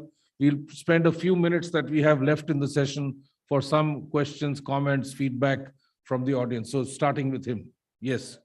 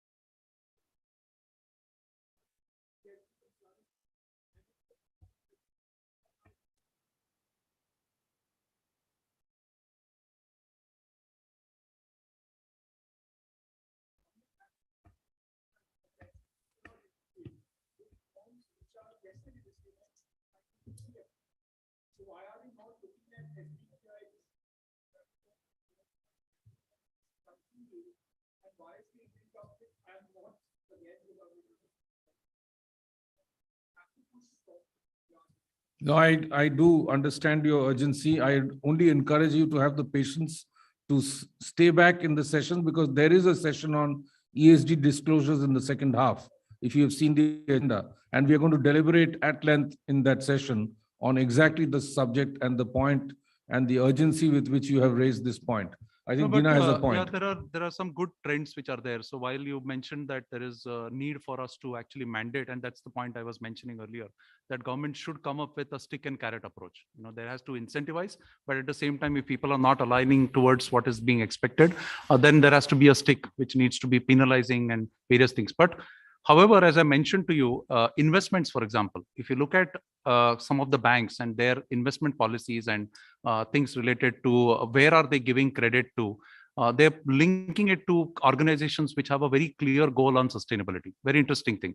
So if you are going to raise capital, you will possibly be wanting to get a good discounted rate from a particular bank. But if the bank doesn't see you having those type of goals, you potentially are at risk. That's one aspect which is there. I've been working with many of our clients over the last 3 or 4 years, and not just in India, but overseas as well. Each one of them are struggling with data. Okay, one is, yeah, you can always say that I've done this, but how do I measure the impact? How do I actually have the ability to do that? And today, the entire sustainability reporting is a very long-term process. And that also, so we have to also ensure that we can help organizations to do that reporting very seamlessly. And there are various things which we can potentially help them with. Again, startups can play a very crucial role. Just to give an example, as an organization, we probably leave a lot of carbon footprint because of travel.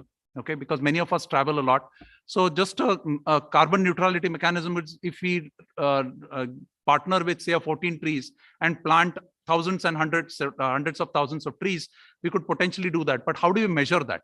How do you ensure that there is a mechanism to measure the green cover which is coming up using technology? It could be satellite imagery, it could be drones and stuff like that. So I think it is important to, especially when you talk about emission, the level 3 emissions, there's more that one needs to do in measuring the impact and the type of things which are there. The last point you mentioned about MSME, it is a very important factor when we actually look at some of these things, and we are working on that. And I tell you about this because, not just TCS, but I represent the Tata Group itself. And the core of our business has been sustainability. And we have a corporate sustainability group which is focused on looking at some of these aspects. And you can see some of the type of things that we have done, not necessarily only at the corporate level, but also in the entire ecosystem in which we operate. So there are good things which are being done. I think it is important for us to educate the government, because at the same time, there is also a lot of new things which are coming up. Some of the mechanisms to measure, some of the mechanisms to actually create different types of models for reporting and stuff like that. I believe that there are certain things which we can help them fast track and achieve their goals much earlier than what they want to do.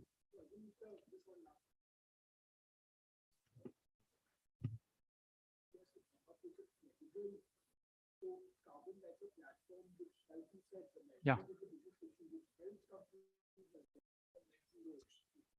Yeah.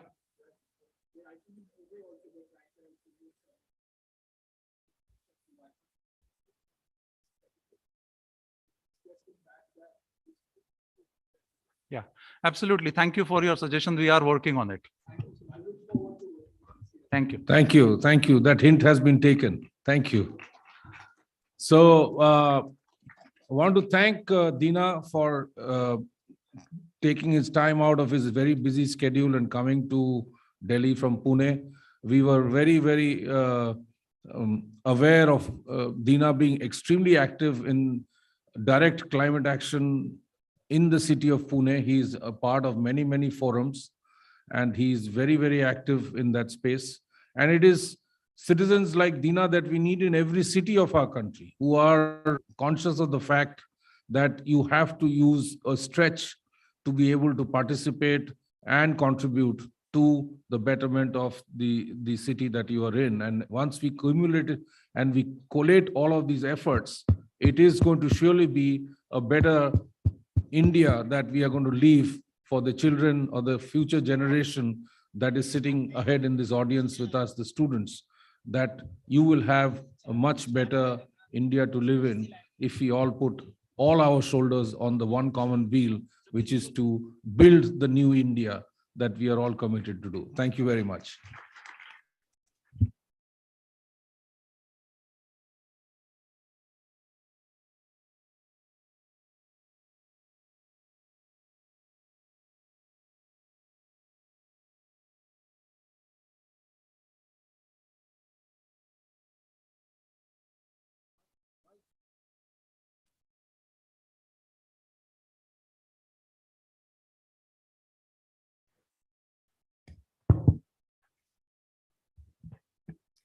Thank you so much, sir. And now I'd like to call Dr. Rajesh for the felicitation process.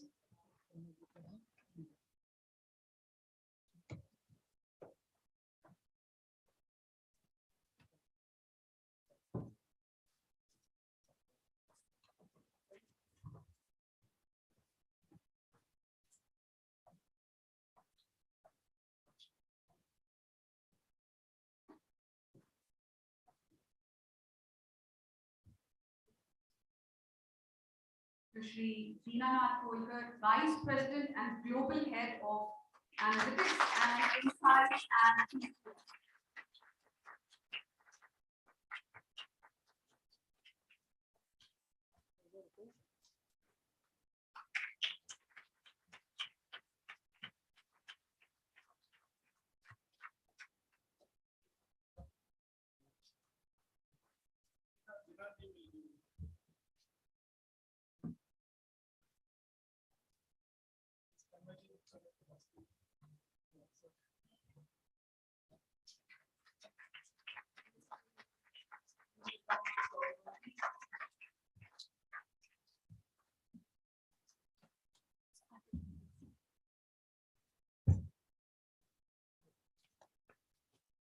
thank you so much to both of you for your valuable time.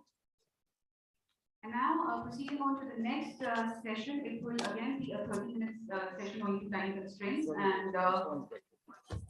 And session number 10, Technology Strategies for Sustainability Goals.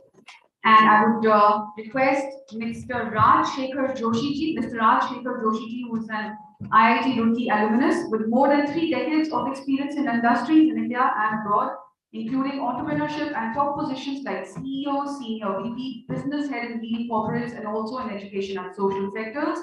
He is a former National Working Committee member of Software Export Promotion Council and Special Inviting Member in Power Technology Group Cabinet Secretariat GOI. Can I have a huge round of applause for this gentleman, please? Over to you, sir.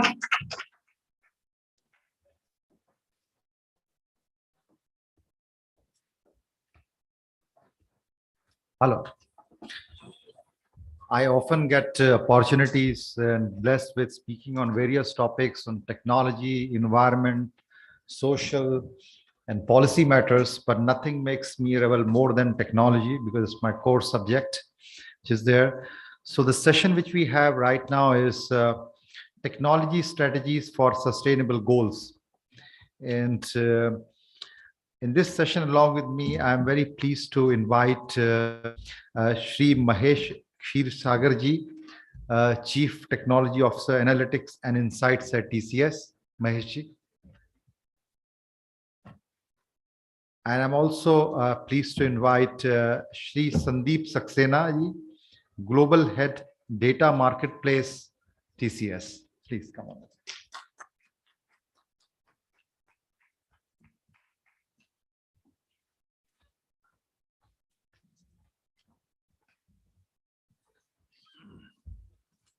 So as we have been discussing, there are three main, very clear dimensions to addressing the challenges of, climate change and so sustainability. One is technology and innovation. Other is resources and finance. And then third is adoption and scale. And of course, along in pins is execution of these plans, which is there.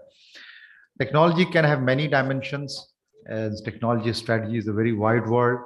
It could be in terms of materials research, materials, because if we see often that a speaker was saying that if we employ many climate change mitigation technologies or ways like solar and so on, or electric, there are at the same time, there are what you call as collateral costs, because suddenly you would find a bump up in, for example, if solar panel, if you use copper, aluminum, you need to produce copper, which is again a highly pollutant, the process is very pollutant.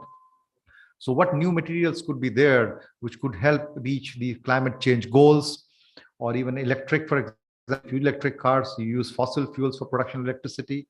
So materials production, materials research, new materials and new ways are extremely important.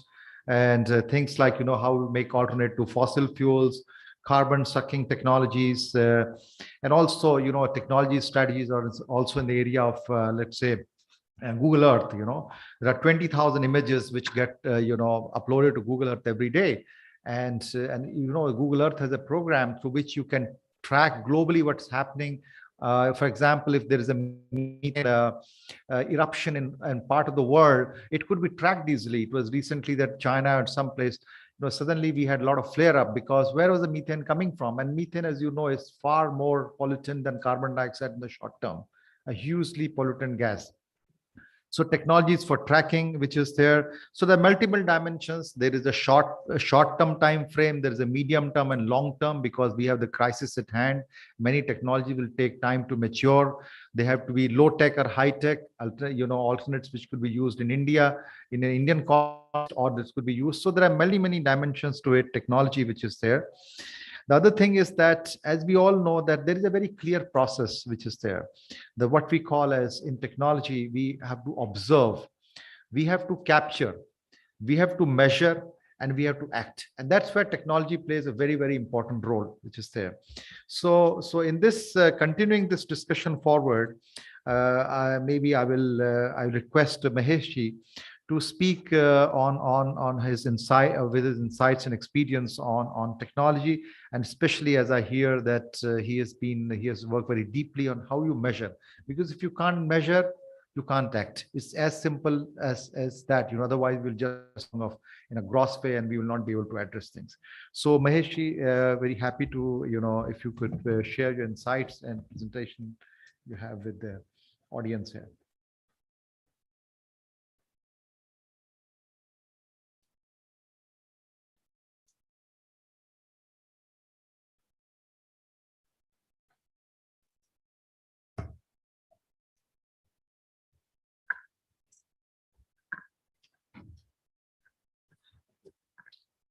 Hello, am I audible?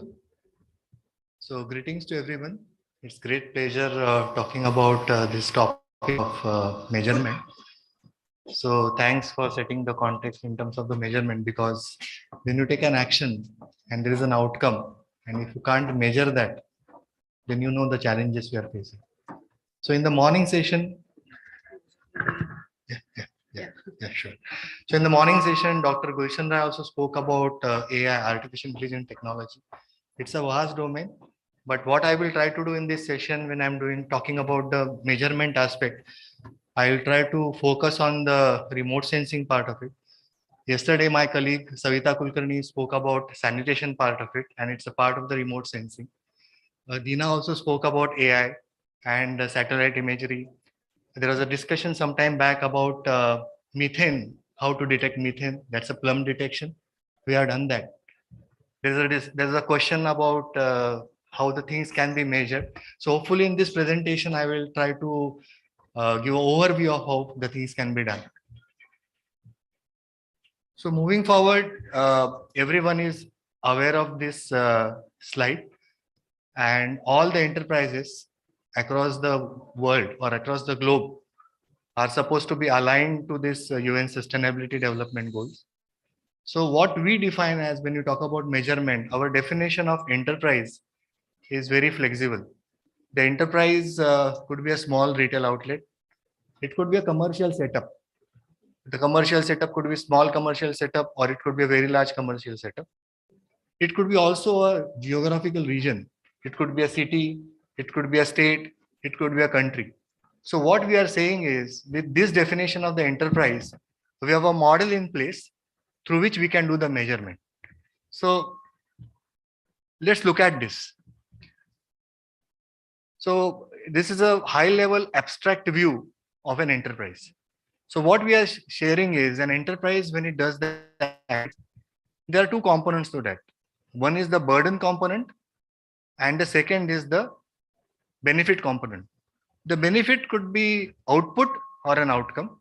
So when you talk about an output, it could be a product which is produced for the consumption, and outcome could be the kind of employment which is getting generated. Now, at the same time, when you look at the burden aspect we have specified in terms of the context of SDG is the kind of environmental resources which you consume. So here we are specifically speaking about air, water, and soil.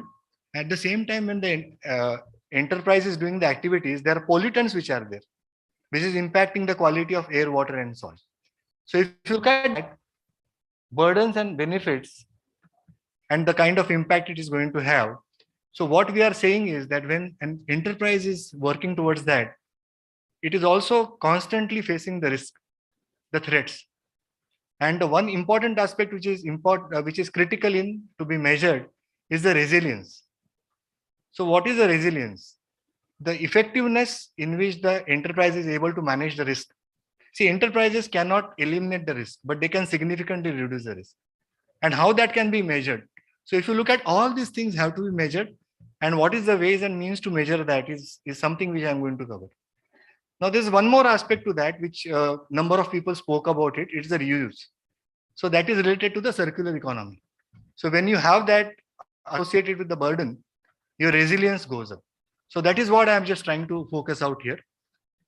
So moving forward, and by the way, this is, Dina spoke about that we are working on this. This is the patented stuff which you are working on it. So answer to the one of the questions which are asked. So let's look at from the perspective of the definition from the UN. So this is known to everyone, right? When you have 17 sustainability development goals, you have 169 targets, and you have 249 indicators. Now on the right hand side, you can see what I've done is what, why, where. It's been given in different colors, and either they are bright or they are grayed out. Now I'll take a specific example which is there. So if you look at it, point number 1, which is the UN Sustainability Development Goal, is related to no poverty.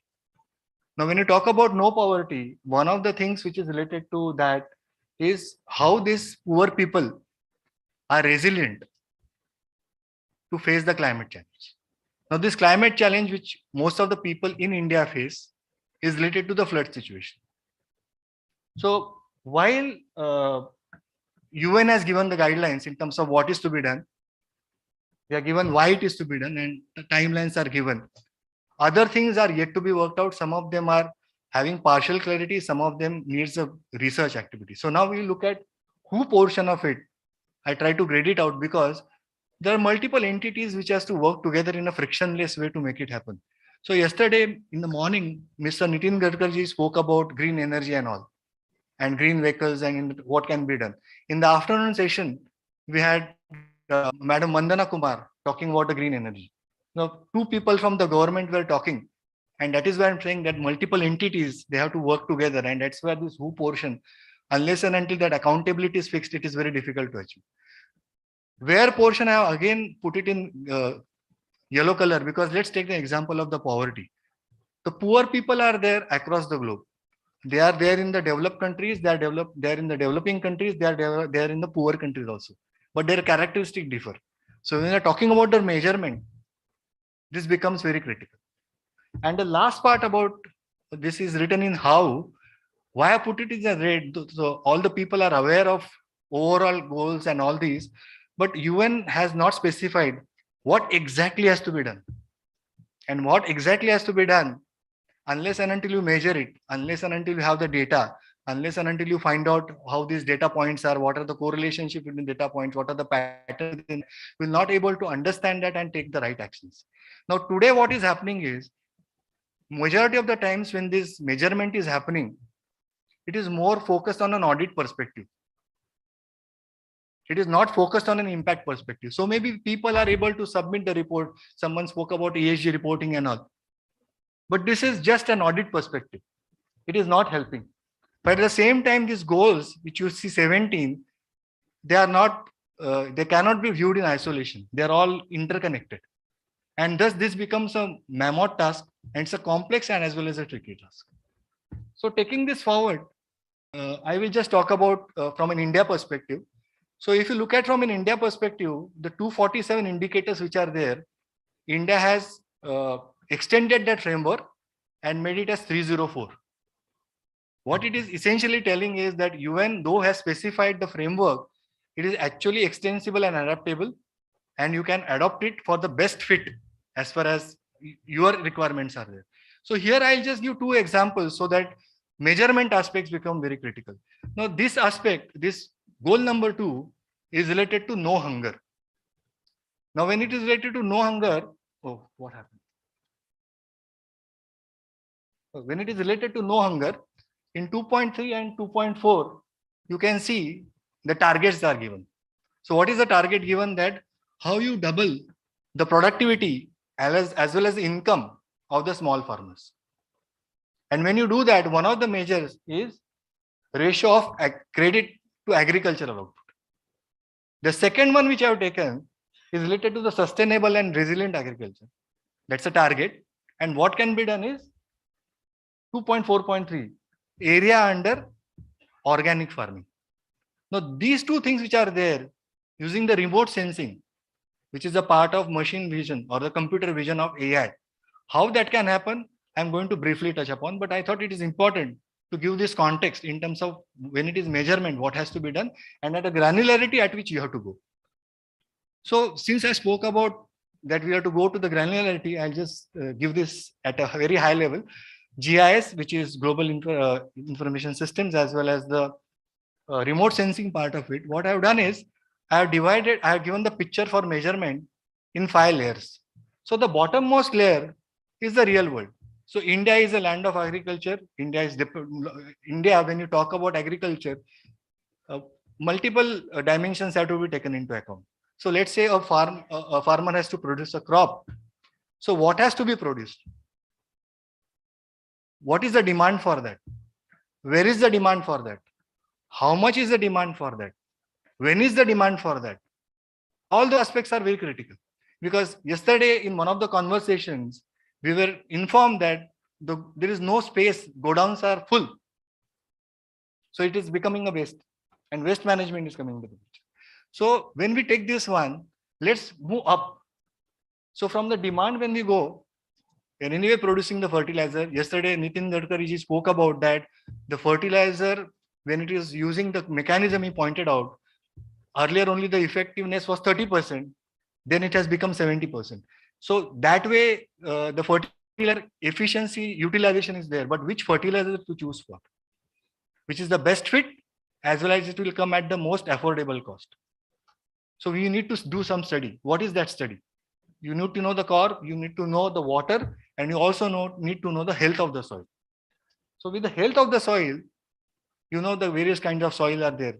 The type of the soil, the quality of the soil is dependent on the microbial activities in the soil, as well as the soil carbon storage.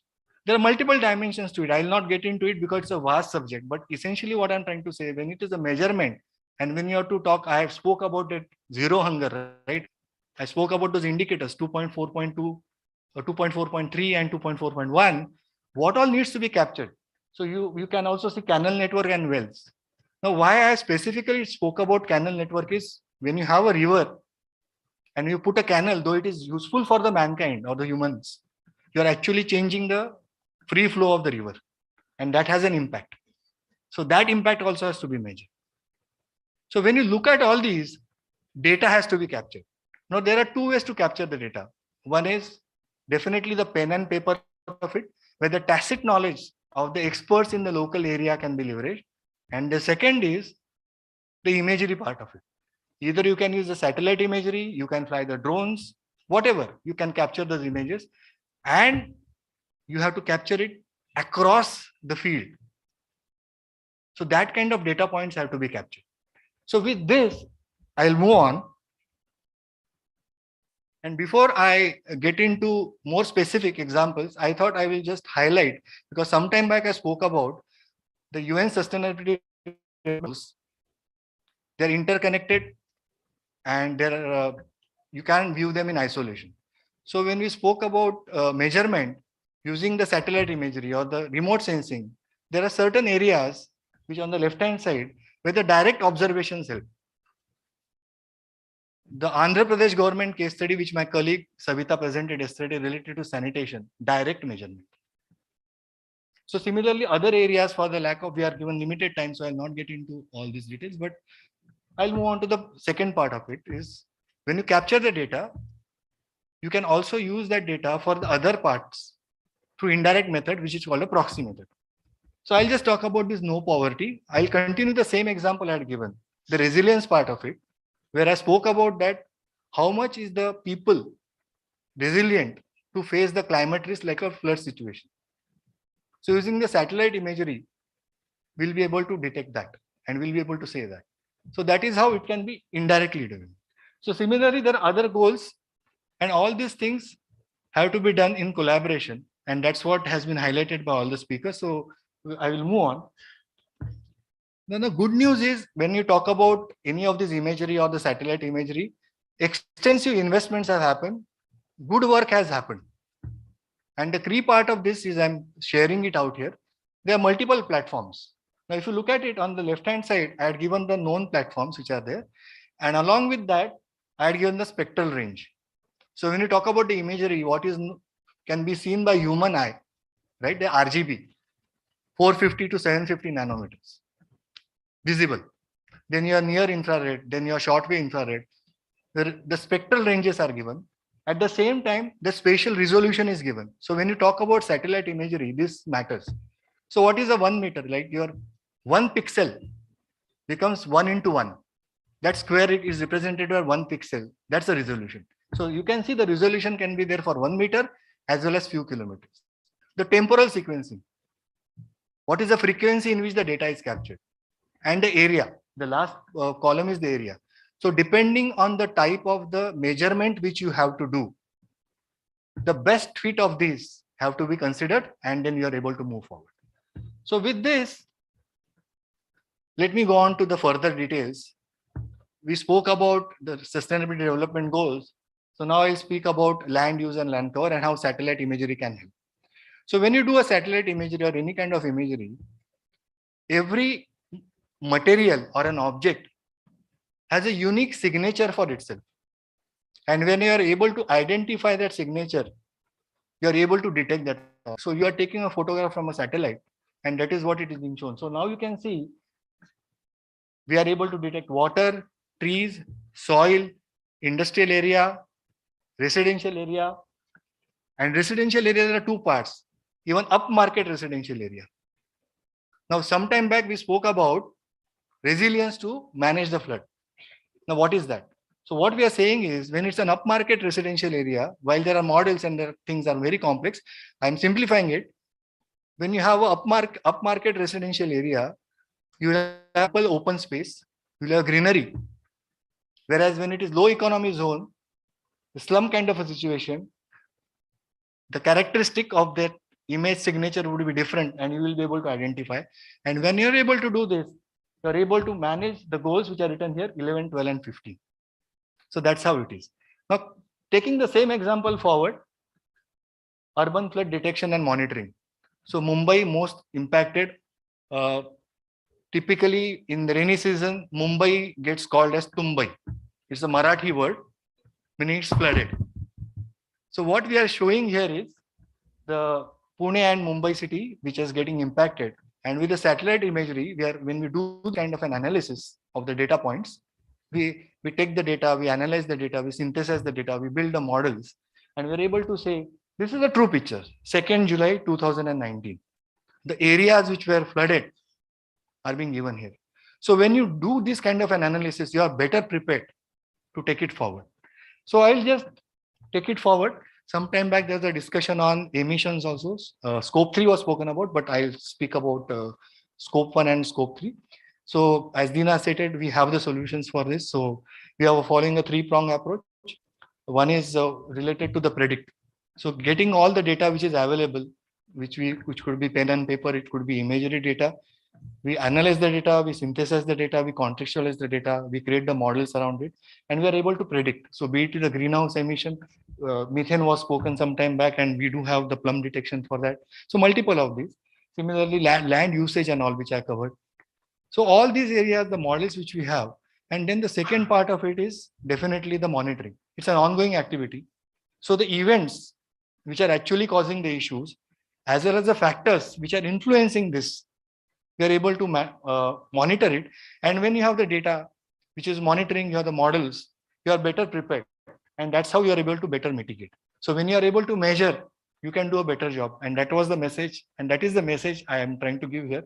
So with this, I'm coming to the last slide, is that all the things which I spoke about are related to the human activities or anthropogenic activities, which is impacting what we call it as a social, environmental, economic aspect, which is UN calls it as people, planet, and profitability. So how these actions have to be taken into account, we require a complete end-to-end solution. While we are doing the work, other companies are doing the work, and everybody is working towards it. We don't claim to have complete solution. There are a good amount of gray areas, there are research areas. We are working towards that. And very soon, all of us together will have the solutions for this, and we'll be able to manage this. So I would like to conclude this saying that we talked about sustainability. So while sustainable is smart, our approach is we become smart so that we become sustainable. So I would come to the end of this session. I would like to thank the organizers for giving me the opportunity, and thank you for your time and attention. Thank you.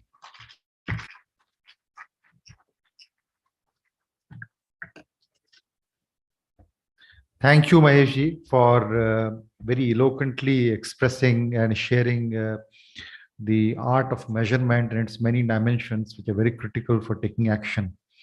So I have my other colleague panelist, Shri Sandeep Saxena ji. As they say that the crisis laid bare all best of plans, and Mike Tyson said everybody has a plan and they cruise till they get punched in the face.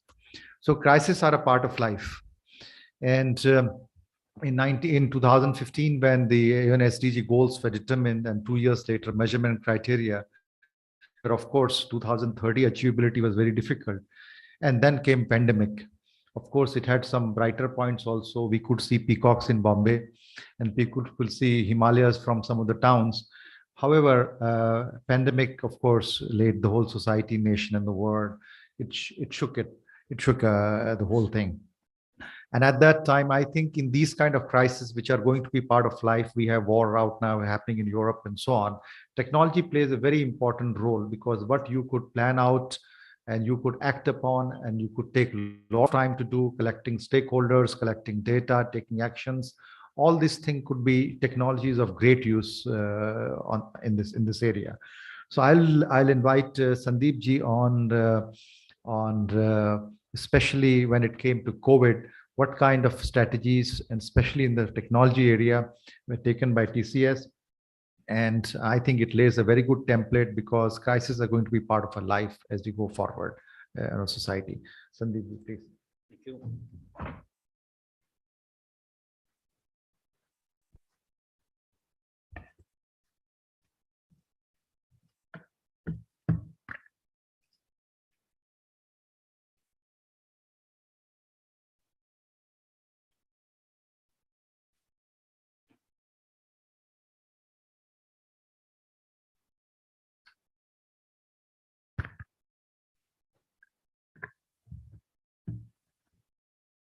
I'll wait for the presentation. So while the presentation is coming up, I'll probably talk about just setting the context in terms of what everybody I think has spoken about, and what Peter Drucker, who's the famous author, educationist, he also mentioned very clearly.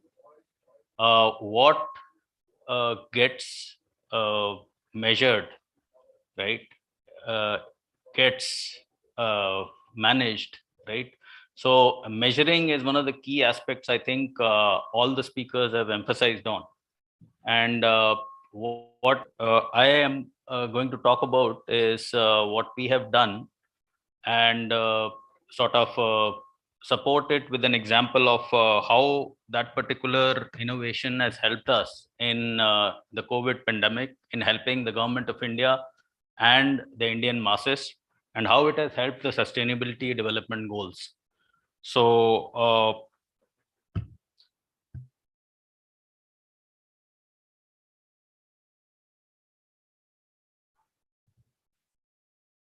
okay, not coming up.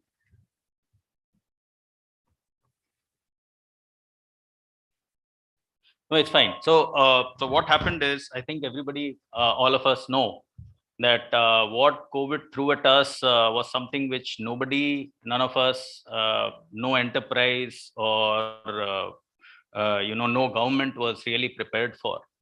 Our government had set up a COVID task force, an apex committee on COVID, which was created by the Prime Minister, and it was chaired by Professor Vijay Raghavan, the principal scientific advisor. It's coming up now. And what they were grappling with, this is the one, right? Thank you. So what I was saying is, yes, the digitalization part, the data analytics, the robotic process automation, blockchain, AI, and cloud, they have actually contributed a lot. And there are aspects of sustainability that these technologies can address. And there have been some examples. Mahesh, my colleague, also spoke about one very good example of GIS-led recognition of poor areas or socially backward areas, right?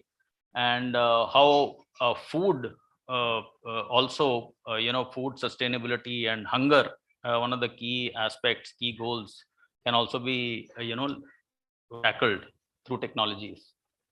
Now, coming back to the story, I think one of the challenges that we face, and just following on from the quote from Peter Drucker, there are challenges. So what we are talking about is challenges in data engineering, challenges in operations, data operations, and very importantly, data governance. So how do you measure data? So one of the questions or comments which came from the audience was about making reporting mandatory for enterprises and organizations in India.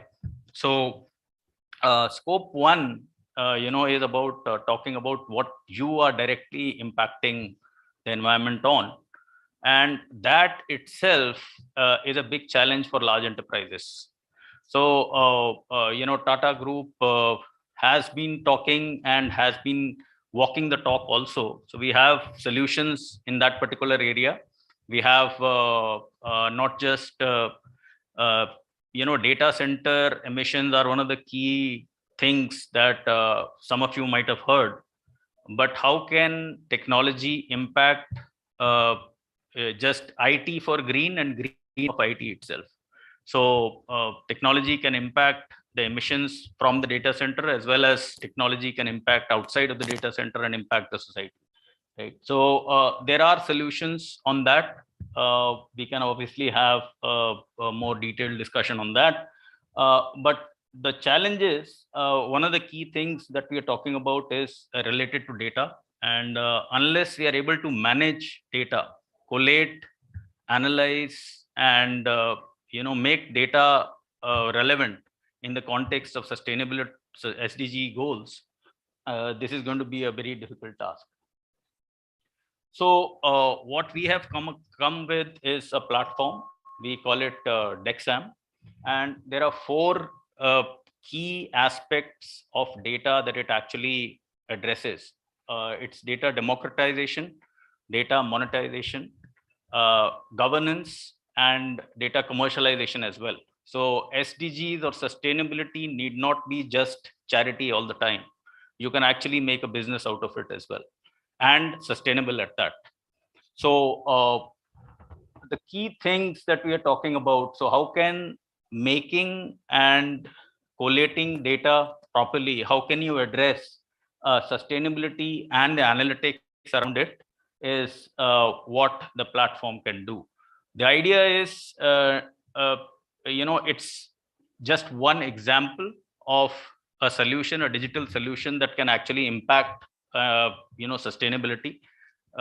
It can be any other solution as well. The idea is to look at it from that perspective. So this is the example I was talking about.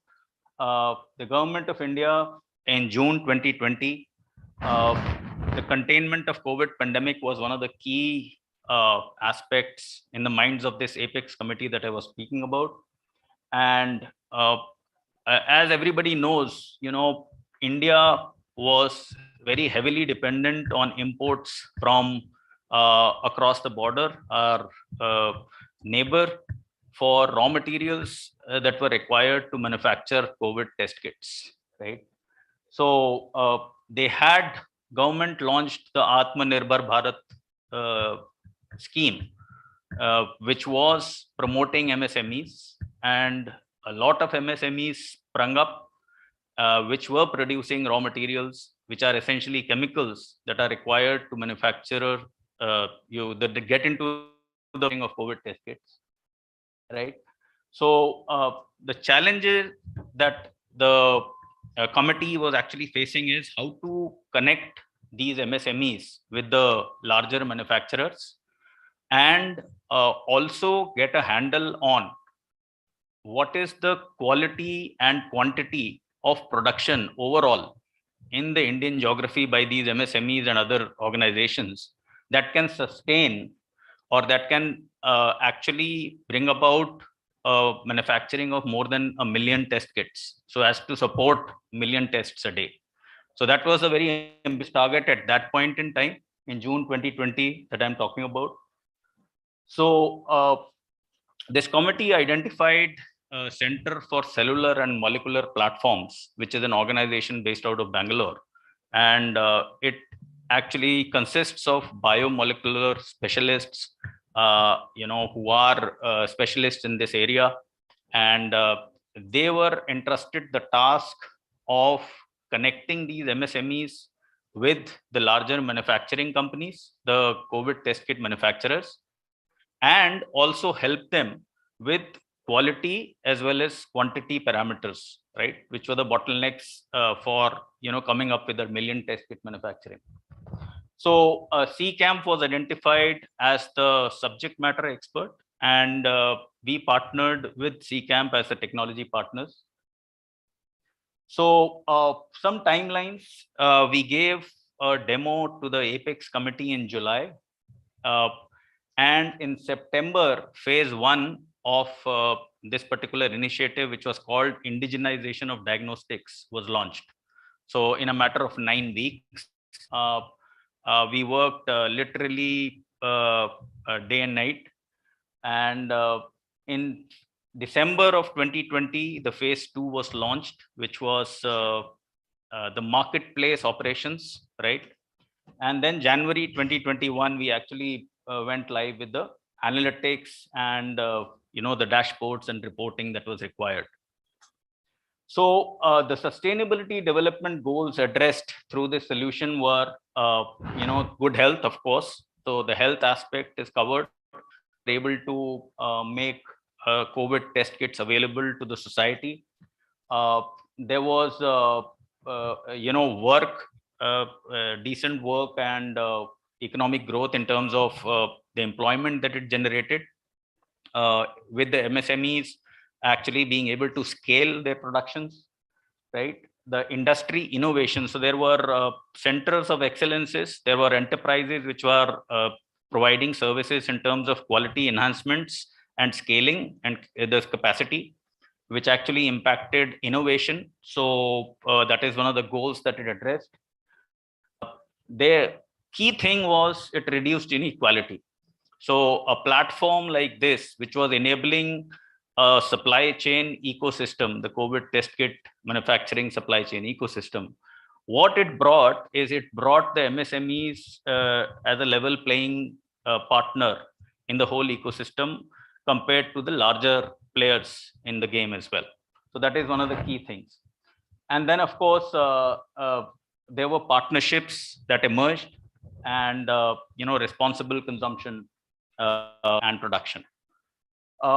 The impacts and value that this delivered, you can see that there were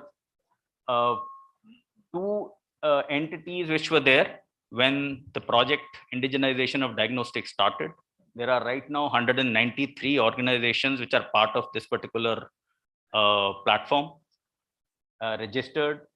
There are more than 373 products and services that are being published and made available to the required entities through this platform. And very importantly, which you would have observed in July 2020 timeframe, the cost of the RT-PCR test kit was close to 4,500 for the normal consumer. And for the manufacturer, it came to around 1,800, right? And in a matter of a year, less than a year, the cost to the manufacturer came down drastically because of the respective components, coming down, cost coming down for them. And it is now right now around 50, and you can actually get tested RT-PCR test for close to 500 rupees in the market. So that's a huge impact. The production is more than 1 million tests. I mean, more million test kits are being produced, RT-PCR test kits.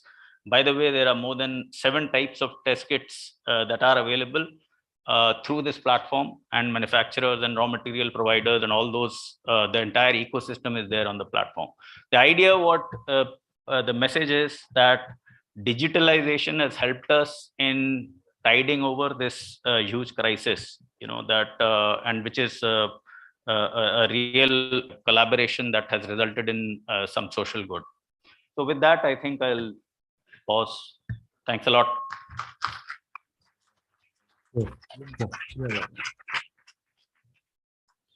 So thank you very much, Sandeep ji, on sharing how, and it's a great example of corporate and government collaboration and all coming together in times of a crisis of such proportions. So really admire all the work done which is there. So we actually are quite tight on time, but in case if there are 1 or 2 questions, I think me and my colleagues will be happy to respond. Okay. Yeah. So they do not seem to be any questions in this area. So good. I think it means your message has really percolated down very successfully. And so thank you so much for joining me here. And yeah.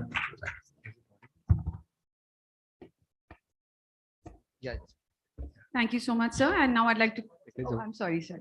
Is it audible? Yeah, I would also like to give the credit of the work which colleague in TCS Research has done, Dr. Shailesh Deshpande. He is the man behind remote sensing.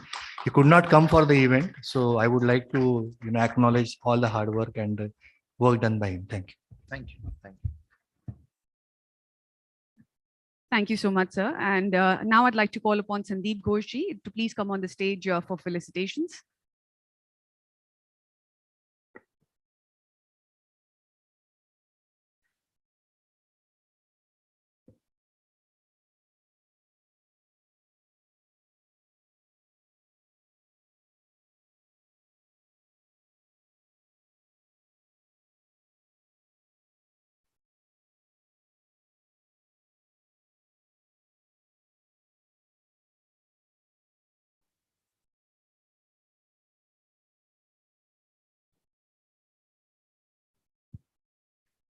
He'll be felicitating Shri Mahesh Shri Sagar ji and Shri Sandeep Saxena ji.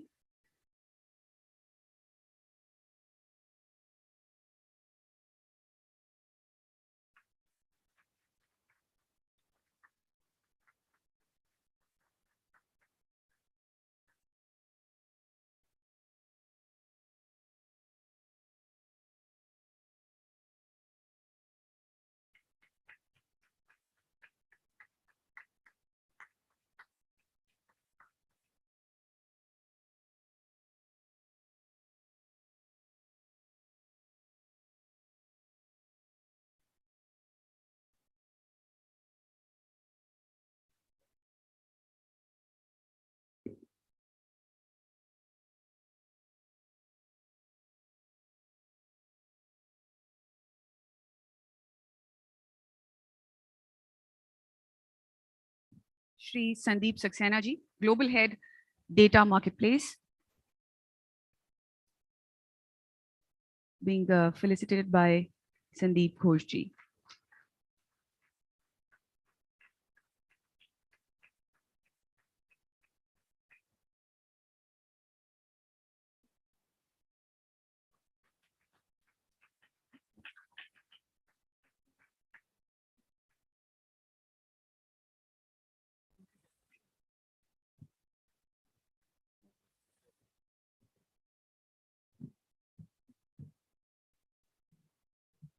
So thank you very much for this insightful session, and we'll be going for the next session, and that is for the 30 minutes before we break for the lunch.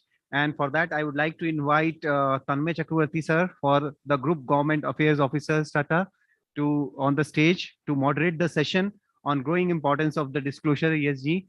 And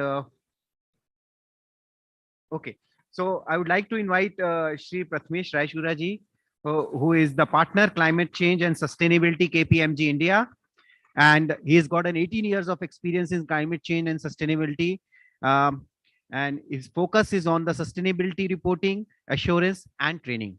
I would also like to invite Shri Parijat Deshpande ji, the senior scientist, TCS Research.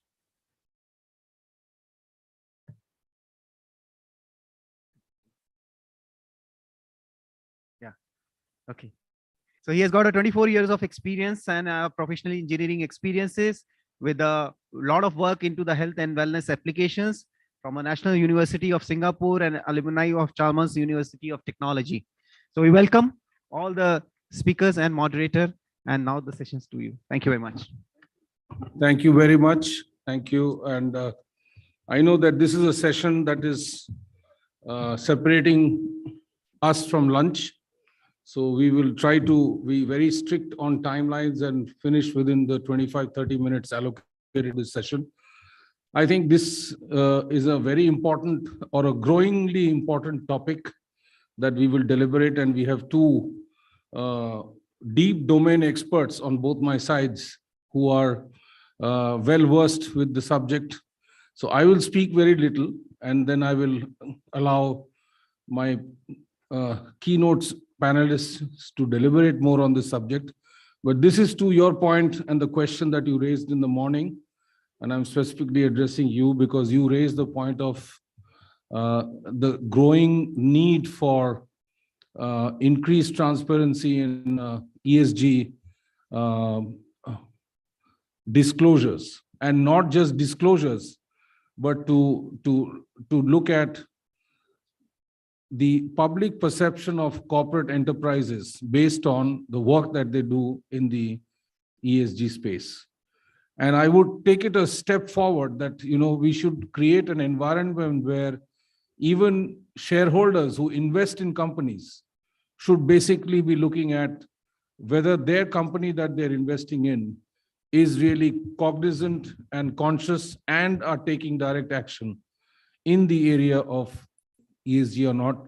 My belief is that the trend is going to be in the future where the public investors in companies are going to start grading companies on such criteria, because that's going to put a lot of pressure on the corporate responsibility for taking direct action in the ESG space, and who does more is going to be definitely a determining factor in people investing in companies. That's what I believe, but it is for the specialists on both sides to deliberate more on this subject. I have just shared with you what I believe is probably a future trend that is fast becoming a reality. And it also inwardly brings consciousness that am I choosing my suppliers who are equally ESG conscious and compliant and taking direct action to the community that I bring as a company, people that I buy from, people that I sell to, people who are my customers, people who are my suppliers. Can we cascadingly create a chain reaction of ESG consciousness and direct action? And I guess that is the way in which little drops will make an ocean, and there is going to be a definitive impact that corporate community will make in not only fulfilling the statutory conditions of ESG compliance, but will exceed that and be literally in a race to be able to be rated as the best ESG compliant corporation, etc., etc. Those are things that I believe are definitely going to come in the future as we race against time to save our climate from the inevitable climate change actions and the degradation of the climate situation that we have in the world. So without any further ado, I will request my panelist on the right to start, and then I will of course have the scientist come next, and then if there's any time remaining, then we will go for a Q&A at the end. So you want to take a, yeah. So he will make a presentation, so the podium is all yours.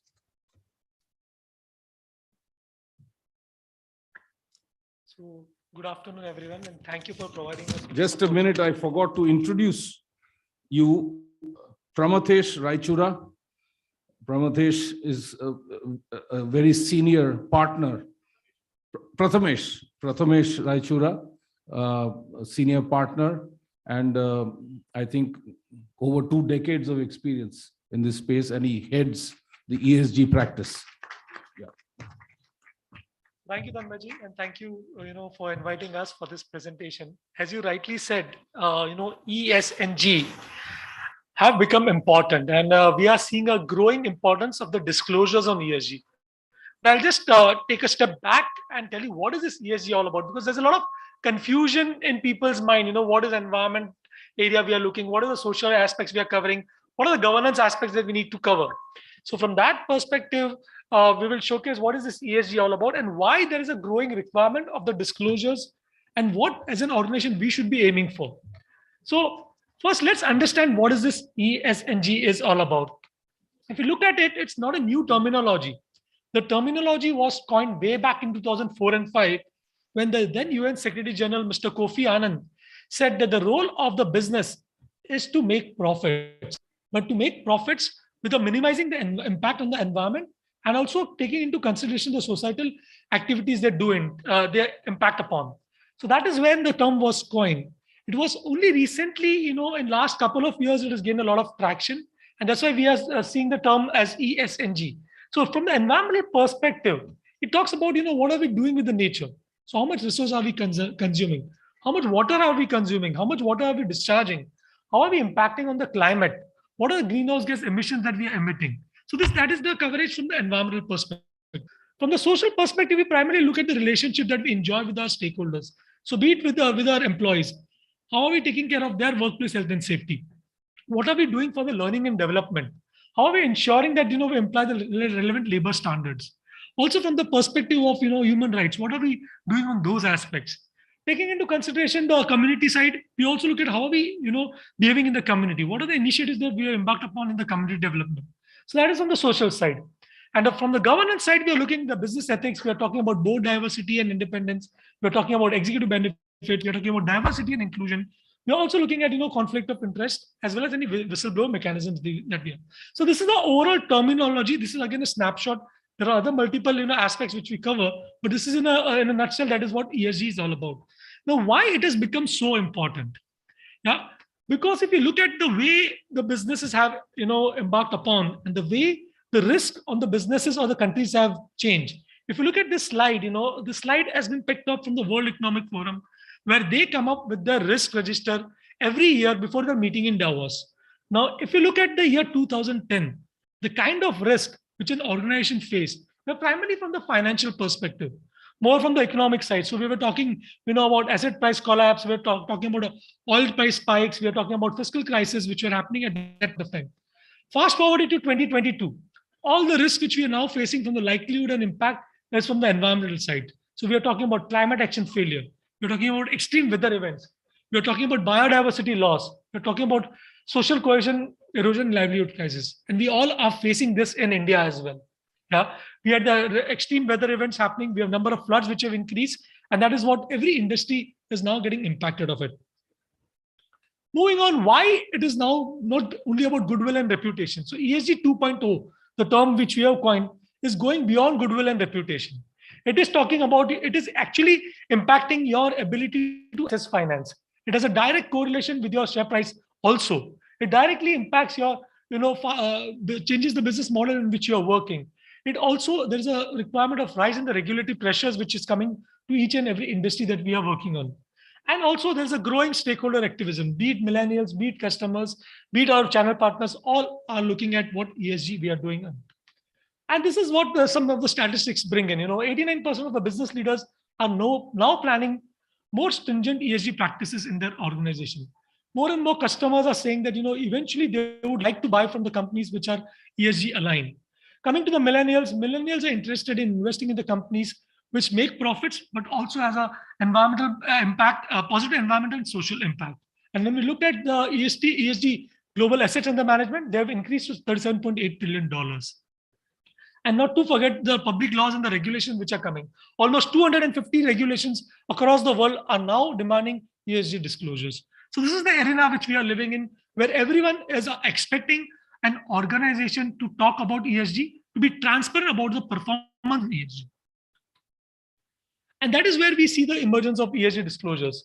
If you look at the kind of benefits they bring in, and this is not what I am talking about, this is from the interview which we have taken with most of the CEOs where we've been working for more than a decade in this space. So the kind of internal benefits that ESG brings in, it talks about your vision and strategy, aligning to your business. It talks about, it enhances your management systems. Today, you're monitoring a lot of information. And the earlier speaker also, talked about the technology in the management and monitoring of this impact. So management systems, it also brings out strengths and weaknesses that your organizations are facing from the ESG perspective. Many a times we don't know that certain things can be a strength to an organization. Like, for example, better energy management is a strength to the organization.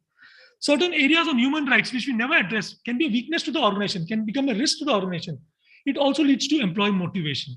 From the external perspective, it enhances your reputation and trust. It clearly helps you attract capital. And not to forget about the engagement that you have with stakeholders. It helps you in what are the impending risks you might face over a period of time. And finally, if you're more ESG aligned, it can serve you as a competitive advantage also. Some of the frameworks which are now available for ESG, there's a myriad of frameworks, we call it as alphabet soup, which has a framework starting from a letter A to letter Z also. So there's alphabet soup, but a couple of the leading frameworks which are now available are clearly the Global Reporting Initiative, the SASB, the Task Force on the Financial Disclosure, the Integrated Reporting Framework, the World Economic Forum ESG matrices on stakeholder capitalism, and recently IFRS is planning to come up with a framework. In India, we have Business Responsibility and Sustainability Report, which is released by SEBI. Some of the rating agencies also are now looking at it from a very starting perspective. So we have Dow Jones Sustainability Indices, we have Carbon Disclosure, we have Sustainalytics and MSCI. So this is some of the rating agencies which rate your organization based on the ESG performance. And the current scenario, when an investor is planning to make an investment in your company, while they will look at the financial performance, they will also look at how are you performing on the ESG parameters. And this rating agencies provide that kind of insights on how the performance of the companies are there from the ESG perspective. Recently, a lot of mergers of, I would say, the frameworks have also happened, and the IFRS Foundation has come up with the International Sustainability Standards Board, which is now coming up with a draft disclosure, which will help us to reduce the reporting overburden, and there will be a consistent disclosure which our organization can respond to. Some of the trends which we are looking into the ESG reporting, if you look at the global 250 companies, 96% of the last 250 companies are reporting on ESG. 80% of the top 100 companies in 49 countries that we have evaluated are now communicating on ESG. And this is of the geographical spread where, we see mostly Americas, followed by Europe and Asia Pacific are leading in this ESG disclosures. Again, just to give you a statistics, 100% of the companies in Japan and Mexico now report on sustainability. Now, GRI remains the most prominent framework on disclosure. 1 in 5 companies are now talking about climate change related impact and its disclosure. So from the perspective of the disclosures, there's also a lot of things happening in India. If you look at in India, we are quite well advanced. So we started this journey, way back in 2011 when the Ministry of Corporate Affairs released its first guidelines called National Voluntary Guidelines on clearly highlighting the 9 ESG principles that the company should focus upon.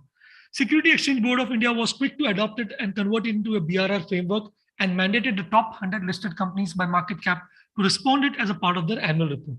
Progressing further, we started revising our framework. We started looking into what is happening in the global arena. And in 2018, again, SEBI said that it's time for us to review the framework, and Ministry of Corporate Affairs revised its guidelines, taking into consideration the Paris Agreement commitment that India has taken, and also the Sustainable Development Goals which were released. So new guidelines were released in 2018 called National Guidelines on Responsible Business Conduct. Again, SEBI adopted it and have converted it into a business responsibility and sustainability reporting framework, which is now mandatory for the top 1,000 listed companies by market cap. So eventually we are seeing that this is going to become a big area where a lot of companies would be now responding to their non-financial or so-called ESG performance as a part of their annual disclosure. Again, just to give you a quick snapshot of the BRSR, because that would be mandatory for all the companies. It covers 3 sections basically. The first section talks about general disclosure, covering the basic company information and how companies are operating in the environmental sensitive zone. The second section covers management process. It talks about policies related to the 9 principles, and also how the policies are linked to the principles, as well as talks about the governance and stakeholder management framework. Section C talks about principle-wise performance. Now, this is the performance-related parameters where the companies would have to talk about each principle and what is the performance around it. To begin and to encourage companies, SEBI has also given 2 options. One is essential related indicators, which would be easy to report upon by most of the companies. Progressive companies then slowly can move to the leadership indicators also. And that is what we would see. A lot of companies in the top 1,000 would eventually move to voluntary disclosures, which will be in the leadership format. What we believe is, the time is there for measuring and disclosing. So if you start disclosing, it helps you transparency. The moment there's an increase in transparency, it helps you build trust. The moment you build trust, it increases your reputation. And the moment you increase your reputation, value creation happens. And this is common for every company, wherever you have seen. Most trustworthy companies in India have a higher value as compared to the competition. And that is what we clearly bring, that ESG reporting will help you to not only enhance transparency, but at the same time, enhance your value from the market perspective, from the stakeholders perspective, and from the customer's perspective also. Last, I would just say that, it takes 20 years to build a reputation and 5 minutes to ruin it. And this is not what I am saying, but the world's largest investor, Warren Buffett's quote is that if you start looking at these things, when the reputation is at stake, you start doing things differently. So disclose your positive intentions and build trust and reputation. That will help you to enhance your shareholder capital and stakeholder capital as well. Finally, we are talking about ESG. ESG is a shared purpose. It's not a one man's job. It's always a collective effort which will lead to inclusive growth. And this inclusive growth will lead to sustainable development, which is how are you looking at your people? How are you looking at your planet? How are you looking at your partnerships, peace, and prosperity? And that is what we all believe in. So we want to achieve some sustainable development, but for sustainable development, it has to be collective in nature. It has to be inclusive in nature. And that is what we will be able to achieve our 2070 goals, our goals which we are trying to achieve. That's it from my side. Thank you very much. Thank you. Thank you very much, Prathamesh. Sorry to have mispronounced your name in the first instance. But I think what you described is the journey of maturity of starting with some initial tentative steps to now a full-fledged statutory compliance, voluntary reporting, and companies realizing that adherence and disclosure and transparency of sharing with the world on what you are doing in ESG ultimately leads to increasing the value of the organization. I think that's the real maturity curve that it is hitting. And I'm sure that that's going to be not only touching the top 1,000 companies by market cap in India, but it is going to drill down to the next level until the last registered company in India is encompassed in this scheme. So I think that's a very good direction in which we are going as India. And people like you and champions like you and consultants like you are helping organizations realize the importance of disclosure, not only disclosure, but disclosure of action taken and performance reporting. So now my colleague from TCS, Parijat Deshpande from Pune, he just mentioned to me that he's going to talk about food, and it'll be hopefully food for thought before lunch. So the floor is yours, Parijat. Raise the. Is this better? Yeah, just raise the mic a little bit towards you. Yeah, both. So I was just telling Tanmaida that the other one is okay.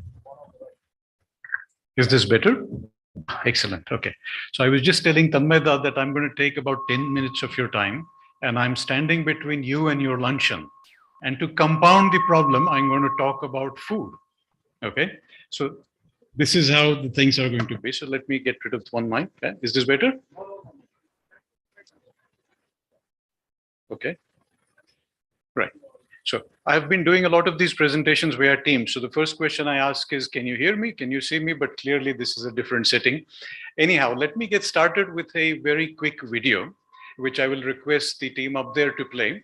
And this is going to be a 10-minute, very crisp presentation that I'm going to give you.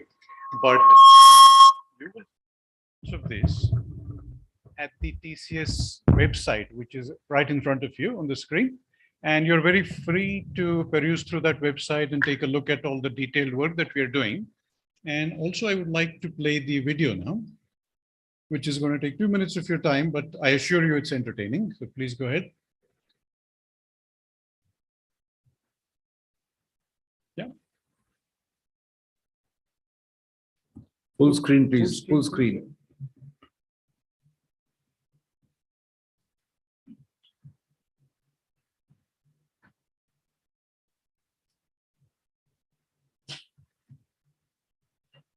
With the audio, if possible.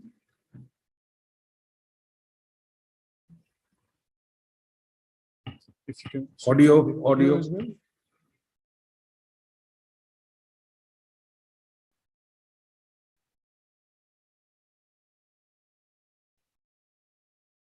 All have some food in our kitchen go bad at some point. This problem is faced on a large scale at food store, transit, storage, and retail stores. The reason?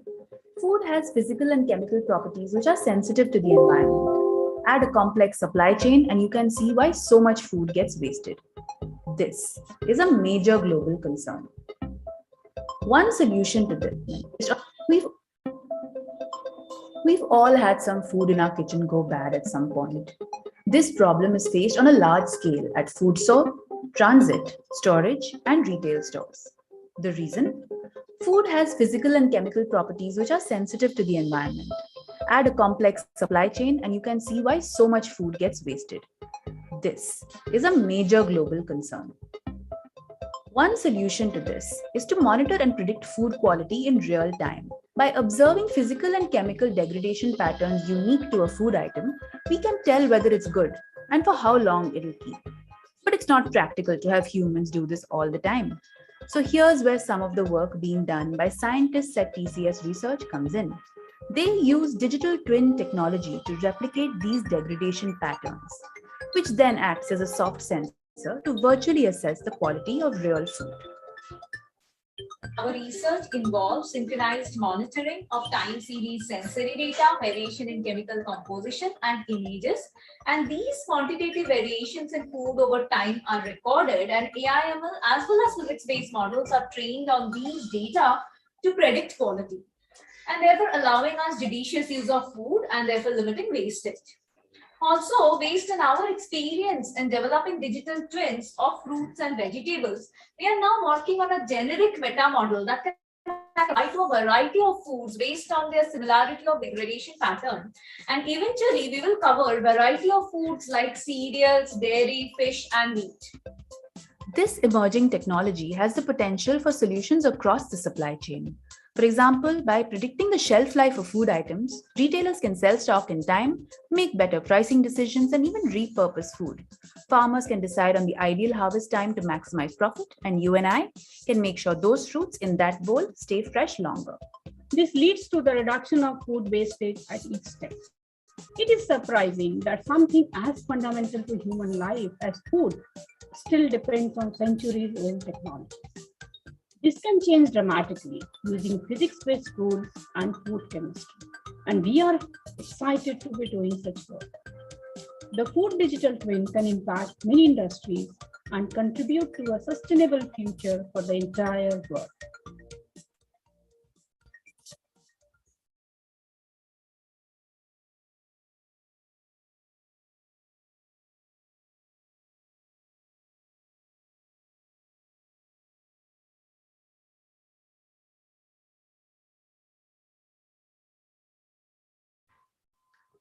No? Okay. Yeah, I think I'm back. So this is a multifaceted team. So we have people who are doing signal processing, people who are doing sensing, chemistry, data analytics, you name it. All of us come together in what we want to develop as the food digital twin. Okay? So with that, I would like to go ahead. And the motivation has been abundantly made clear by previous speakers, Sadhvi ji, Dr. Mashelkar, that we really need to get up and do something. It's time that we saw the real numbers. So these are the kind of mind-boggling numbers that we have. A third of post-harvest food that we produce here in our country as well as world over gets wasted, give or take. These are conservative estimates. Unfortunately, it's a lot more than that. So that translates to about $1 trillion of wastage annually. The corresponding impact is the greenhouse emissions, the environment, and of course, a lot of people who could have used that food are now going hungry. So this is where we hit smack on the global sustainable development goals SDG, that we want to attend to 2 and 12. So 2 is basically to reduce hunger, and 12 is where we try and reduce the wastage in this subchain. So to be more specific, it is 12.3. And it is so important and so vital that the FAO actually determined the year 2021 as the year of fruits and vegetables. So I'm not going to try and tell you to go vegetarian, but I'm going to try and tell you to minimize the wastage that we are going to do collectively and maximize the value of whatever available food that is there. Okay? So this is something of a supply chain which looks like that, in which for every node, there is some wastage happening. And the solution is actually quite straightforward. As long as you can monitor what you're doing and what your food is at that particular state in time, you are actually good. So you may be able to do some course correction. And what are the course corrections that you want to do is to be able to reuse. You can repurpose the food. You can feed it to animal feed. You can recycle some of the food. And of course, you can reprice it to make it attractive for the customers to buy bulk when it's about to go bad. Okay. So this is the TCS food digital twin that I just spoke about.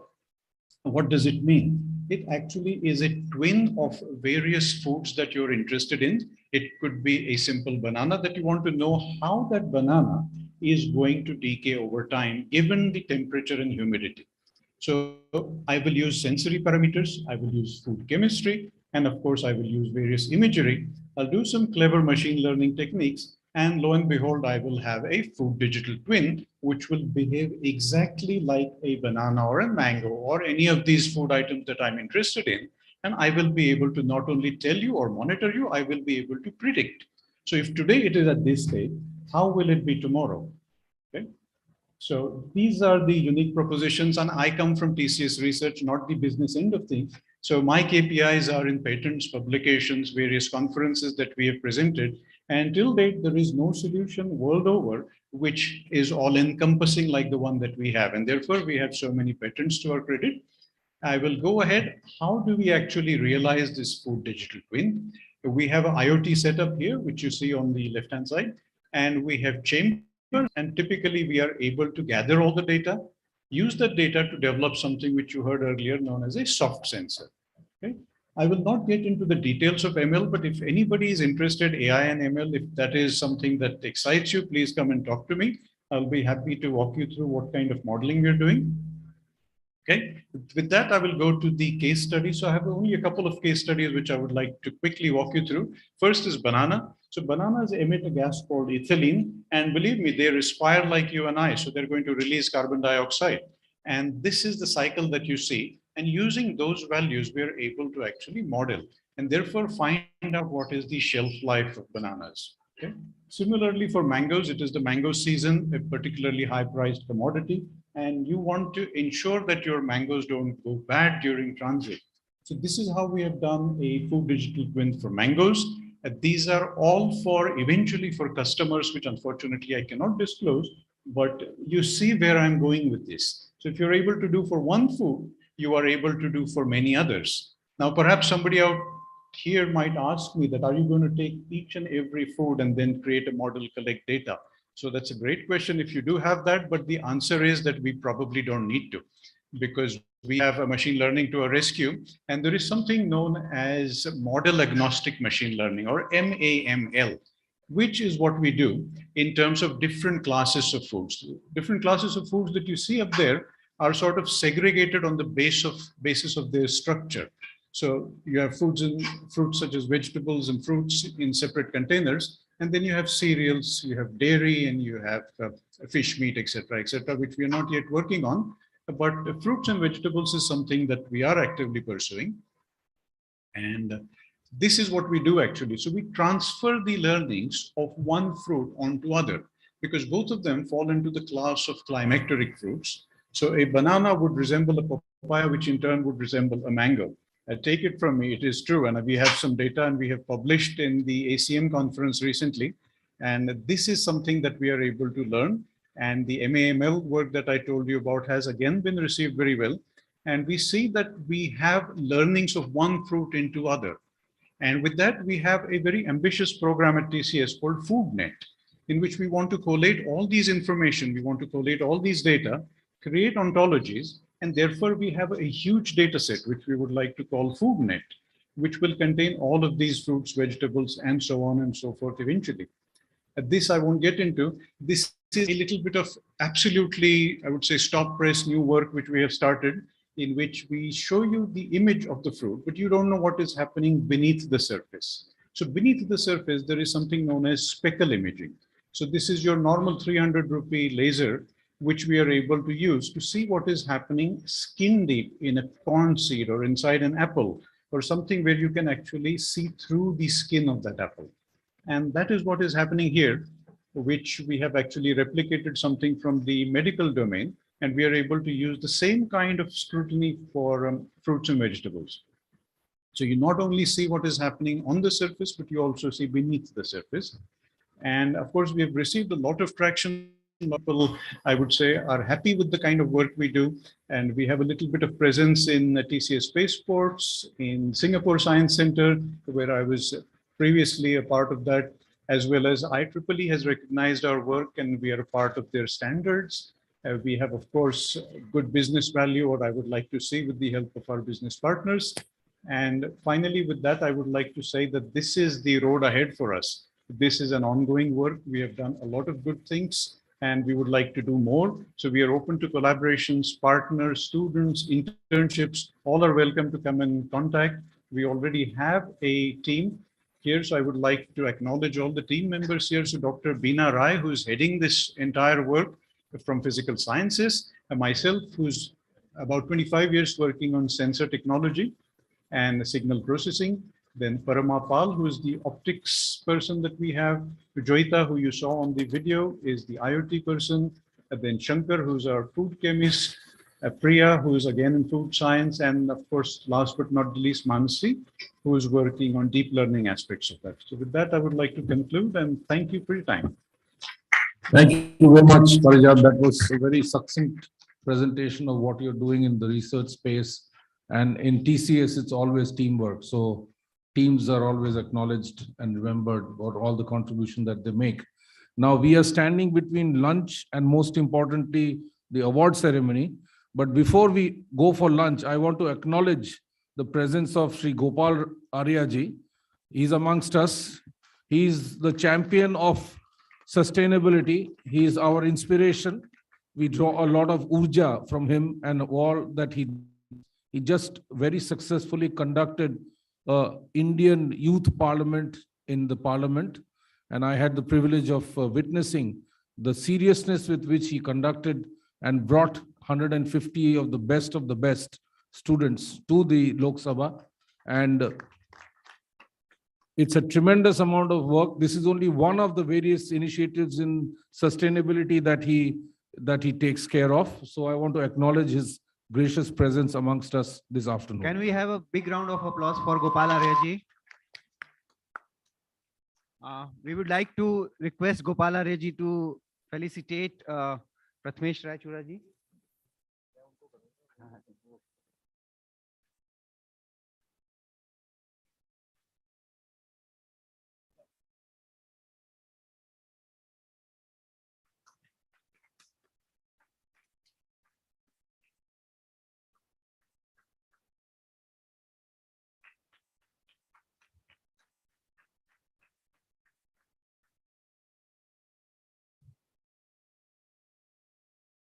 I would also request to felicitate Parijat Deshpande ji. Gopal Aryaji.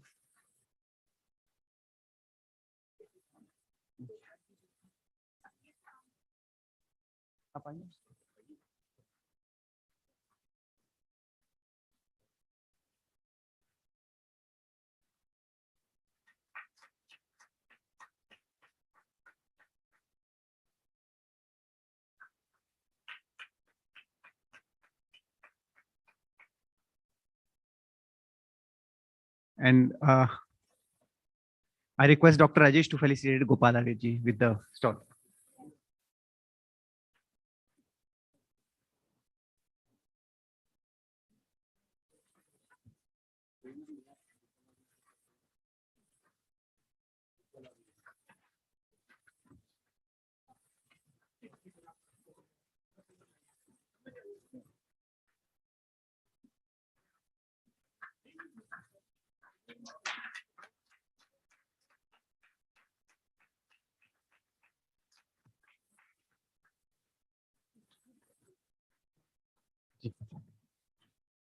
Thirty minutes का lunch break है.